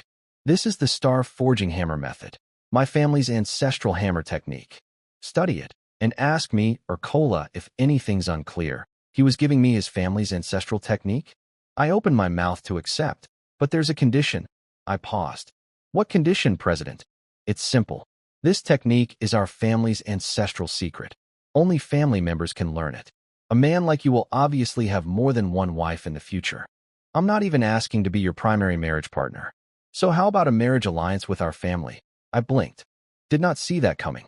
But after thinking about it for a few seconds, it actually made sense. Love isn't a necessity for me. In this world, marriage alliances and mutual benefit are the most stable foundations for any relationship. Right now, I couldn't offer the president much in terms of power or resources, so a marriage tie was actually the next best thing. And let's be real, with his status, marrying into MY family was a downgrade for him. He wasn't doing this for what I am now. He was investing in what I'd become. Cola's face turned bright red the second she heard marriage alliance. BRO, what are you saying? The president didn't even blink. Relax. It's probably not you. You're too old. You think he'd be interested? Kola snapped. She drove her elbow straight into his kidney. But this man's body had been forged by years of hammering. Literally a body of steel. He didn't even flinch. Seeing her attack, do absolutely nothing. Kola looked like she was about to explode. Then the president casually bonked her on the head like a lion disciplining its cub. Dunk. Kola crouched on the ground holding her head, crying. From the sound alone, that was a quality skull. Sorry about that, clan. She's been like this since childhood. Just a little discipline. Sure, I nodded. Not convincingly. So, my proposal, can you accept? I can. But I have one question. What would I need to give up for this alliance? Nothing. Absolutely nothing. We just want the connection and a good relationship with you. Any children would take your surname. No restrictions on your freedom whatsoever. That sealed it. The president's family was genuinely a great alliance partner. All benefit, no strings. Then I accept. Excellent. Here's the technique manual. Study it well. I will, President. I checked my hammer technique talent. 6 points. Not bad at all. Only a bit lower than my sword talent. If this manual wasn't too complicated, I should pick it up fast. The president started teaching me on the spot. Whenever I got stuck, he corrected me immediately. The star forging hammer method wasn't as complex as I'd feared. The core concept was using special breathing patterns and specific techniques to generate force through momentum. You ride the inertia of each swing into the next, saving massive amounts of stamina while dramatically increasing speed. The trade-off? Using inertia makes it incredibly hard to control your force precisely, and it's easy to injure yourself if you lose focus. Clear strengths, clear weaknesses. My kind of technique. Within minutes, I found the rhythm. My diamond hammer came down on a practice, and produced a deep, resonant THOM that was completely different from before. Kola's head snapped up. Wait, that sound. She knew that sound. It was the signature ring of their family's hammer technique. She listened to the second strike. Same sound. He already got it. It's been like 10 minutes. Every single swing after that produced the same sound. Consistent. Controlled. Like I'd been doing it for weeks. Even the president's expression changed. He'd been fast too when he first learned, about the same time as me. But after his first success, it took him a full week to stabilize the technique. I was stable from the second swing onward. That's my biggest advantage. Once I succeed at something even once, my body memorizes the exact feeling. After that, I can replicate it almost every time. It's like my muscles have photographic memory. I didn't push for speed though. This technique could hurt me badly if I got careless. Steady and safe for now. The president coached me until midnight. After that, he had business to handle and would be away from the guild for a while. But I'd already gotten more than enough to work with. Half a month flew by. In those 15 days, my stats exploded. The lightning talent boost had accelerated my thunder attraction technique training, which in turn accelerated everything else. Including stat point gains, my total growth over the half month was sword talent 1, strength 10, agility 6, constitution 6, spirit 7. My sword and hammer technique levels didn't rank up, but all that daily forging had pumped my strength through the roof. I actually looked noticeably more muscular now. Current stats: strength 61, agility 51, constitution 54, spirit 47. My charisma hit 80. Apparently living well and eating right made me more handsome by the day, and my lifespan had climbed to 89 years. At this rate, immortality wasn't out of the question. As for forging, the progress was massive. With the star forging hammer method fully in my toolkit, I could now produce five-fold refined magic-grade weapons. Not every attempt succeeded, but even attempting it at my age was insane. Saga came to invite me on another mission today. I had to turn her down. Why not, clan? We finally found a good one for our level. I've got the blacksmith tournament in 2 weeks. Every single day matters right now. I can't afford to lose any training time. She looked a little disappointed, but she understood. Apparently she and the others had already heard about the super genius at the blacksmith guild. When they found out it was me, their reactions were complicated. Like they were happy for me, but also realizing the gap between us was getting wider every day. Okay then. Good luck, clan. We'll come watch the tournament. I nodded and headed toward the guild. Behind me, Saga, Winnie, and Gato had a little team meeting. Gato broke the silence first. Should we pick side professions too? They'd all tried before and given up. Saga's brain couldn't handle studying a profession and training at the same time. Winnie had the same problem. Gato was too obsessed with combat to bother. So all three had decided to be pure fighters. Then MY news dropped, and suddenly they realized how far behind they were falling. The resources, the connections, the opportunities. My side profession had put me in a completely different world from theirs. Gato decided to become a blacksmith too. His weapon master talent let him learn any weapon quickly, so maybe hammers would click fast. Actually not a bad theory. Winnie chose to become a formation master. Her talent combined with arrays could produce devastating combat power. Saga couldn't decide. She hated studying new things. Eventually she picked blacksmithing too, mostly because, well, she might get to see me more often at the guild. I had no idea my friends were making life decisions because of me. I was too busy walking to the guild. Then I saw who was standing at the entrance, and every muscle in my face tightened. Xingxin, the Holy Maiden. The first person to genuinely disgust me since arriving at King's Academy. She noticed me and froze for a second. I'd changed a lot since our last fight. Taller, more muscular, sharper features. But whatever impression my looks made, it was immediately buried under the memory of me beating her face in. Hey, you there? The blacksmith boy. Make me a sword. If it's good enough, I'll reward you generously. If it's garbage, don't blame me for making your life difficult. Ha ha. She was talking about me. Right to my face. Calling me, the blacksmith boy, like I was her personal servant. I didn't respond. Didn't even look at her. Just walked right past like she was a lamppost. One day I'm going to beat this woman so hard I could feel her rage building behind me. She was about to lose it. Holy Maiden, please remember the Pope's instructions. Her attendant's quiet reminder stopped her cold. Apparently 10 days ago, the Pope had specifically warned her. Clan was now an officially recognized talent within the church. If she harassed me again, she would be punished. Even being the Holy Maiden wouldn't save her. The thought of church punishments made her shudder. Some of her hatred toward me actually faded, replaced by fear of consequences. But she couldn't just leave without getting the last word. What's with that attitude? You won't even take my business? Are all the blacksmiths in this guild this arrogant? People started gathering. When they realized who was being harassed, me, the guild's prized genius, they got fired up. Who does this girl think she is? Then they noticed her badges. 2 of them, Marquis rank, and the Holy Maiden insignia. Every single person who'd been ready to defend me immediately went quiet. A Marquis-level Holy Maiden picking a fight with their prodigy? What were they supposed to do? Then Kola walked out. I could see the fear on her face, but she stepped up anyway. Holy Maiden, what an honor to have you visit our guild. If you'd like one of Clan's weapons, we have plenty in stock. He's quite busy at the moment, so perhaps you could browse our selection instead. Smooth. Diplomatic. Brave. Good sister, Kola. But I couldn't let her take the heat for me. Before I could move, though, Xingxin turned her ice-cold eyes on Kola. Who do you think you are? Did I ask you? I was talking to Clan, not some nobody. Get out of my face before I make you regret opening your mouth. Don't go thinking you're somebody important.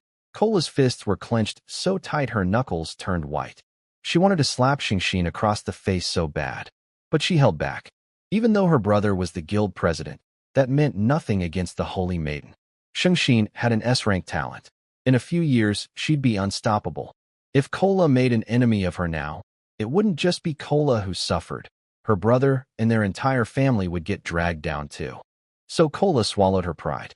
For once, the girl who was afraid of nothing chose to stay quiet. That's when I opened my mouth. Are you done? Did you eat actual crap for breakfast and forget to brush your teeth? Because your mouth smells like a sewer. So what if you're the holy maiden? The church having someone like you as their saint is a national tragedy. Keep running that mouth, and I swear I'll put you in the ground. Dead silence. Every single person in the vicinity froze like someone had hit the pause button on reality. Then the horror set in. Eyes went wide. Jaws dropped. Someone might have actually stopped breathing. Kola tried to jump in and apologize on my behalf, but I cut her off immediately. Stay out of this. This is between me and her. My voice was harsh, but Kola understood. I wasn't being rude to her. I was making sure she wouldn't get caught in the crossfire. This was my mess. My fight. She didn't need to go down with me. She wanted to argue, but I shot her a look that shut it down. She stepped back, guilt written all over her face. But honestly, she'd already shown more courage than anyone else here by stepping up in the first place. I wasn't about to blame her for anything. Shengxin, meanwhile, was having a full system error. Did he just say I ate? What? The content was so explosively disrespectful that her brain needed a few seconds to fully process it. Then the rage hit. She lunged at me without even activating Angel's soul. Pure, blind fury. No technique. No planning. Just hands. My lips curled into a small smile. Same as before. Impulsive. Hot-headed. She hadn't learned a thing. She was faster than last time. I'll give her that. Real improvement. But I'd improved too. And she was still treating me like the old clan. Big mistake. Since you threw the first punch, whatever happens next is self-defense. The Pope can't say a word about it. Somewhere between her palm heading for my face and my hand drawing a sword, time seemed to slow down. Her slap connected, cracked across my cheek pretty good. But at the exact same moment, my blade sank into her abdomen. Everyone saw it clearly. SHE attacked first. I just defended myself. Lightning surged through the blade. The wound turned charred black instantly. The pain hit Shengxin so hard, she couldn't even scream. She collapsed to the ground and started convulsing as my electricity tore through her system. Holy Maiden, her attendant rushed forward in a panic. I pulled the blade out. I'd held back. This would hurt her badly but wouldn't kill her. Calculated. Precise. Relax. She'll live. Just a wound. Consider it a warning. Next time she comes looking for trouble, I won't hold back. We'll go down together if that's what it takes. The killing intent in my eyes was so thick you could practically touch it. I wanted to chop this woman into pieces. But the consequences of actually doing it were too severe. What I'd already done was pushing it as it was. I also knew the Pope's game. He wanted me to keep pressuring Shengxin. So while this was aggressive, it shouldn't be life-threatening for me either. You. Shengxin tried to speak, but coughed up a mouthful of blood. She wanted to get up and fight back, but the abdominal wound was too agonizing. She couldn't even stand. Holy Maiden, please stop talking. We need to get you treated immediately. Her attendants carried her away. I watched them leave with ice in my eyes. I meant what I said earlier. The church having this woman as their future leader was genuinely concerning. She had the most broken starting hand imaginable. S-rank talent, Pope's backing, unlimited resources. All she had to do was follow the path laid out for her, and she'd become one of the strongest beings alive. Instead, she ran around picking fights and making enemies like it was a hobby. This was not how a Pope's successor should behave. Then a thought crossed my mind. What if this was a side effect of her S-rank talent? Saga mentioned that her wing person talent caused mental issues, obsessive fixation. What if Angel's soul had a psychological side effect too? Something that made Shengxin this arrogant and reckless? But I shook that thought off. Not my problem. Her mental health was someone else's department. I didn't continue with today's forging. After stabbing the Holy Maiden in front of 50 witnesses, the church was definitely going to send someone. So I sat down in the guild's main hall and waited. The other blacksmiths saw me sitting there and started quietly clearing out. Nobody wanted to be near me when the hammer dropped. Can't blame them. Kola sat down across from me. Clan, you just made a huge mistake. That was the Holy Maiden. It'll be fine, Kola.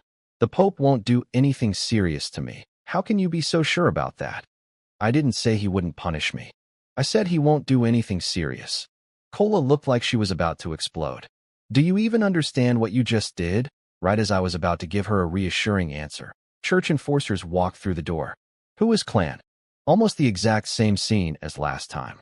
I stood up like a professional. Right here. I'll come with you. Then I recognized the lead officer and paused. Wait, aren't you the same guy who arrested me last time? The officer, Jacquier, stared at me. My completely unbothered attitude left him genuinely speechless. What was this kid? Last time at least made sense. The Holy Maiden picked the fight, and he fought back. But this time, the officer looked at me like I was an alien.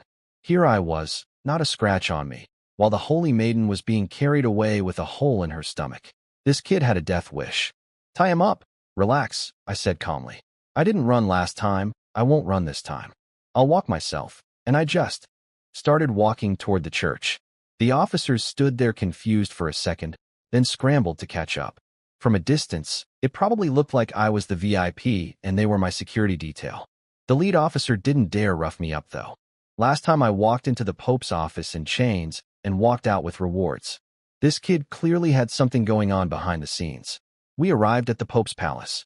Looking up at this magnificent building, I had this weird feeling I'd be visiting a lot more often. But probably no gift bags this time.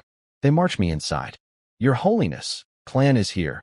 This time was very different from last time. The Pope's face looked like a thundercloud.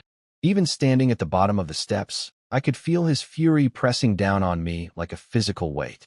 Though I did wonder how much of it was acting. You still remember I'm the Pope?